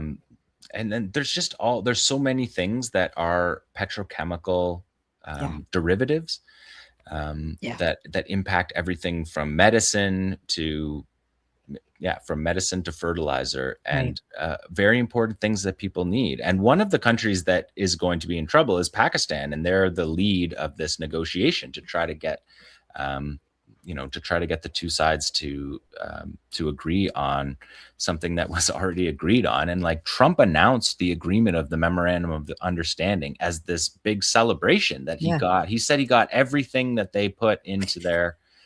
He didn't read it. I mean, and he signed it at Versailles, so that, there was literally like shiny things being dangled in front of him so that he would sign the thing that he didn't read. This is a catastrophe in slow motion. Yes. It is slow motion, but it's happening. And, we had repeated predictions of, when that cliff edge would come, that we were hearing first in May, then June, then July, and it didn't come, which made people or it didn't appear to come, or Americans haven't felt it. And we even had several weeks of gas prices, petrol prices going down. And I think that gave people, some people, a false sense of security. They weren't necessarily seeing what's going on in the rest of the world. But that cliff is coming because oil is a finite resource, and it's not coming out of the Gulf through the Strait of Hormuz. So, you can see that now the U.S. Strategic Oil Reserve, which has been used to kind of make up for that shortfall, is down to, from the latest government report just a few days ago, to just over 300 million barrels. And it was at over 700 million at the start of this. So we're getting literally to the bottom of the barrel. And as I understand some of the analyses I've heard, I'm of course not an expert on any of this, is that it can't go down to zero because for technical reasons, you can't pump out all the oil. So at 300 million barrels, it's effectively close to zero, which is why Trump is looking for some way to change the equation. One way to do that would have been to abide by the memorandum of understanding and to get things flowing that way. But that's just not tolerable for the empire. So they want to try and smash their way through. But nothing has changed. They don't have wonder weapons that they didn't have back in February, March, and April. They don't have a way to stop Iran from, they had told us at the end of the full-scale war that they had destroyed, what was it, John? You remind me, 90% of Iran's ballistic missile capability, its drone factories, its navy. The navy is gone. Their navy is gone. The air defense is gone, and then it shot down multiple. Yeah. So it's many people are saying it, but it's inescapable. The United States is trapped in this war, and we are heading towards that slow motion disaster, which has arrived already for much more vulnerable populations in the world. Yeah. But with energy, it impacts everything, right? I mean, that goes without saying. That's the like top line, is that every other thing we use is gotten to us using fuel, right? Like the entire global market essentially is built on it. You know, the same day delivery type economies that we have here, where essentially storage is on trucks moving constantly. So, you know, our economy is not set up to have a massive oil spike at all. It will impact every single aspect. You know, just like we saw with other shocks that were considerably smaller than this, with like COVID and the price. You know, at the beginning of the Ukraine-Russia war, there was a spike, but this is just on a completely different level. Yeah. It's careening off the cliff. And as you said, all of this to ensure that Israel and the U.S. can continue the genocides in Gaza and Lebanon. It is this is what they're destroying the world for. But you know, we had, after that MOU was signed basically a month ago, we heard criticism within Iran saying this was you let the Americans off too lightly. You even had the Supreme Leader Ayatollah Mujtaba Khamenei saying that, you know, I wasn't too keen on this, but I let the government go ahead with these negotiations, but they're going to have to enforce every letter of this agreement. And the skepticism in Iran and elsewhere that the Americans would stick to this deal turned out to be right.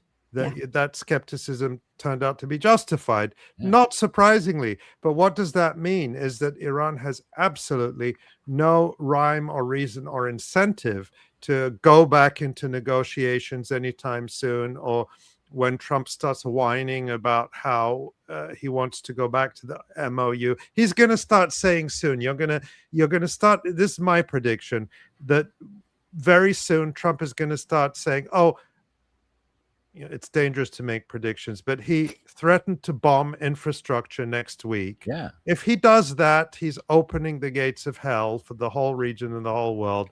So sometime next week, or whenever his deadline is, he's going to say, oh, I was going to bomb, but then the Iranian leaders called me and begged me for negotiations. No, it was the Gulf leaders that called and begged him not to do that, because their single point of failure economies and electricity grids will go down in minutes. And in 43 you cannot live in those countries without air conditioning, without water desalination. It's literally existential. And Iran has avoided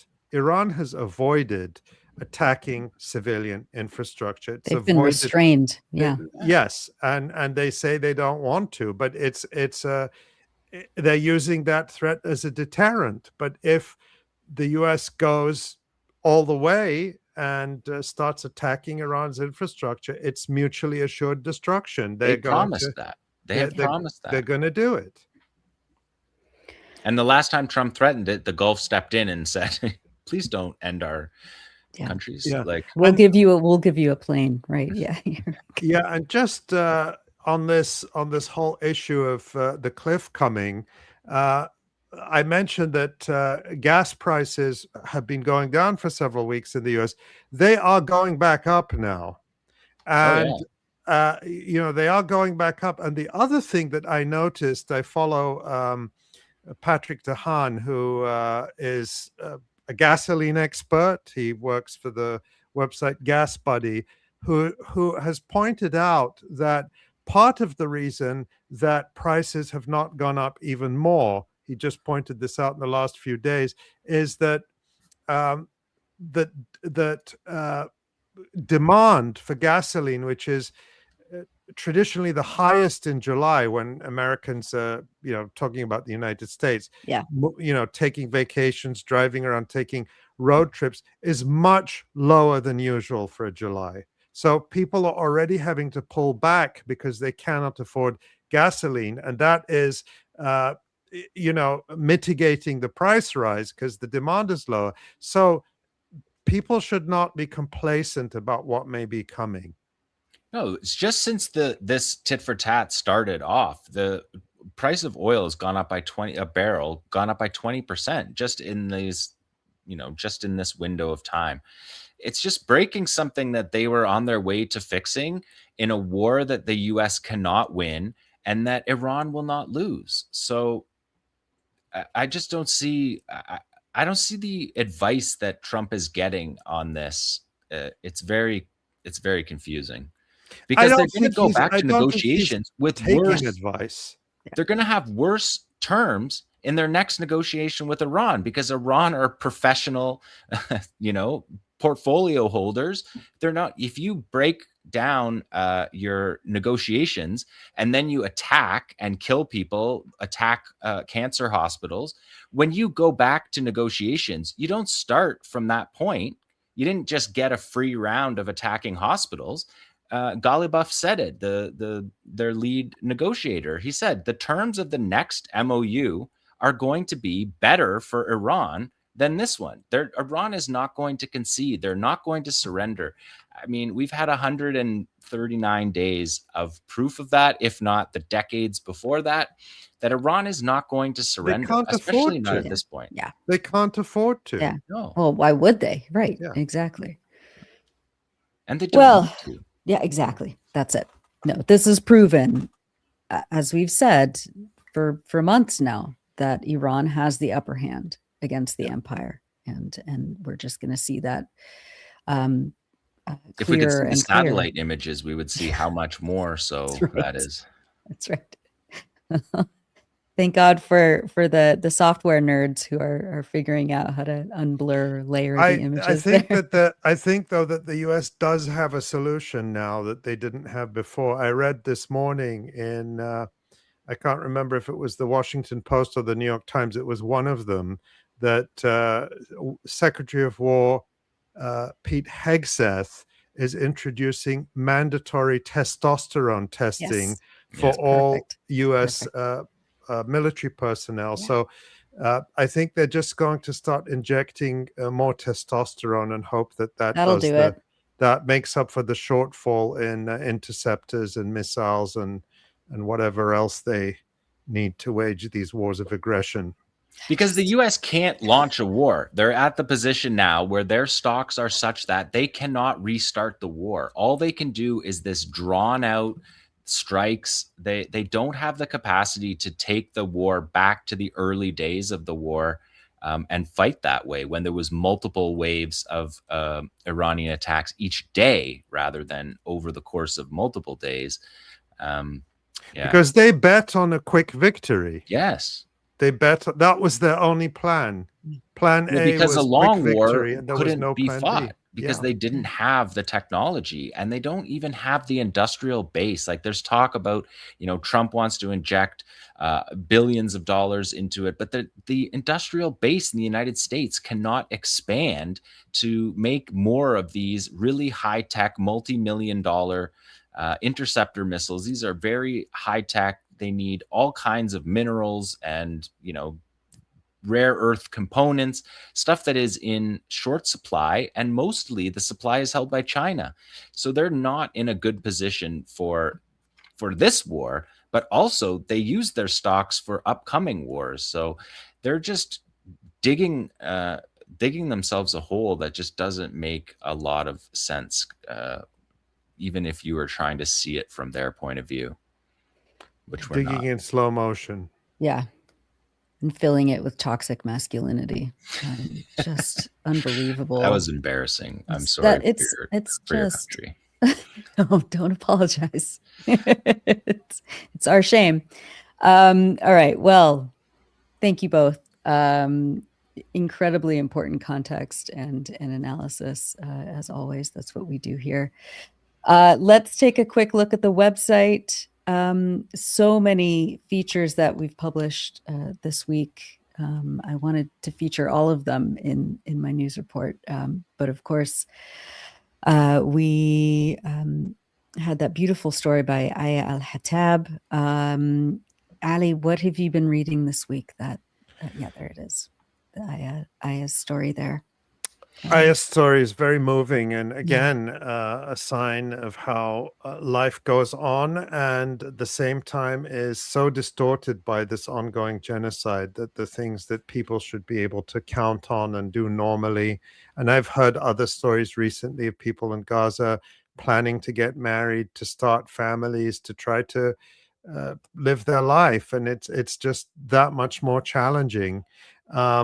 We just published this piece by Doha Al-Shqaqi, which I haven't read yet because I think it was actually published. Well, it was published yesterday, but I haven't had a chance to read it yet. What we did publish today also is a piece there on the top banner by our colleague Maureen Claire Murphy about Israel's withholding of bodies, more bodies than ever, of Palestinians. So again, this grotesque policy they have. Remember that part of the conditions for the ceasefire, so-called ceasefire in October, was that Hamas had to ensure the return of every Israeli living or dead, which they did. They kept their part of the deal, and Israel did not keep its part of the deal. And on top of that, Israel continues to hold Palestinian bodies as bargaining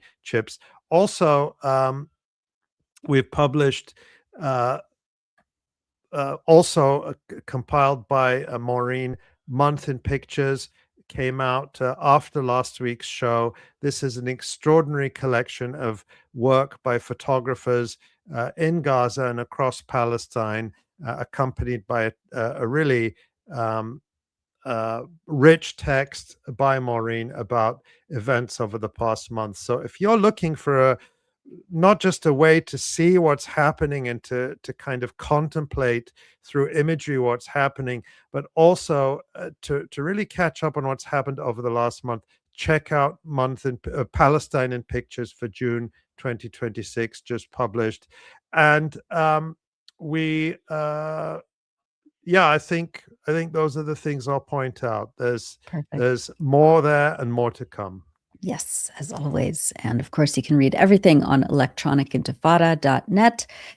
And in order to keep this publication going, this live stream moving, all of our contributors paid, it is because of your donations and those of you in the audience and our readership who support us day after day, week after week, year after year, here 25 years of the Electronic Intifada. Ali, who do we have to thank this week? Well, we're so grateful to everyone who watches, who listens, who supports our work, shares it, and helps us to produce this journalism day in, day out, week in, week out, to work with our contributors in Gaza and across Palestine, in Lebanon as well. Thank you. Everything you see on this live stream and on the website is free for everyone in the world, and it's paid for by wonderful people like you who, through your generosity, make it possible. You allow us to be independent, to say the things that other media won't say, because we're not afraid of, we're going to lose funding if we say this or we say that, because we count on grassroots donors like you. That's the only way we can do it. So if you want to be support us, you can go to electronicintifada.net and click donate now, or you can find links in the video description below on YouTube. And I'm going to thank a few people who've made donations recently, actually a few who made donations during the show: France, Hussein, Andrea, and Douglas. Thank you so much. And others who've given during the past week since the last show: Andreas, Muhammad, David, Daryl, and Hassan. And I want to thank a few of our monthly donors, because particularly in the summer when things tend to slow down, we count on those monthly recurring donors whose sustaining support helps us. We don't stop doing this work. Yeah, we'll take a break now and then. We need that once in a while, but we don't stop. We don't take the summer off. We don't go away for months at a time. So the support is still needed. So that recurring support, those monthly gifts, is so important. So thank you so much, Norman, Zach, Cheryl, Edward, another Muhammad, Sebastian, Pablo, Ahmad, Jan, James, Emmett, and Gilberto. Your monthly gifts really keep us strong. And to everyone out there who supports us, thank you. Thank you so much. And we can't do this without you. Again, electronicintifada.net, hit the donate now link, sign up for our emails, also on electronicintifada.net. And I want to always thank Tamara Nassar for producing and directing this show, and Eli Gerzon for social media production, Pierre Loisel for radio production, all of our colleagues at the Electronic Intifada, of course, all of our listeners and viewers and readers. And on behalf of myself, John, Ali, and Tamara, thank you all, and we will see you next week.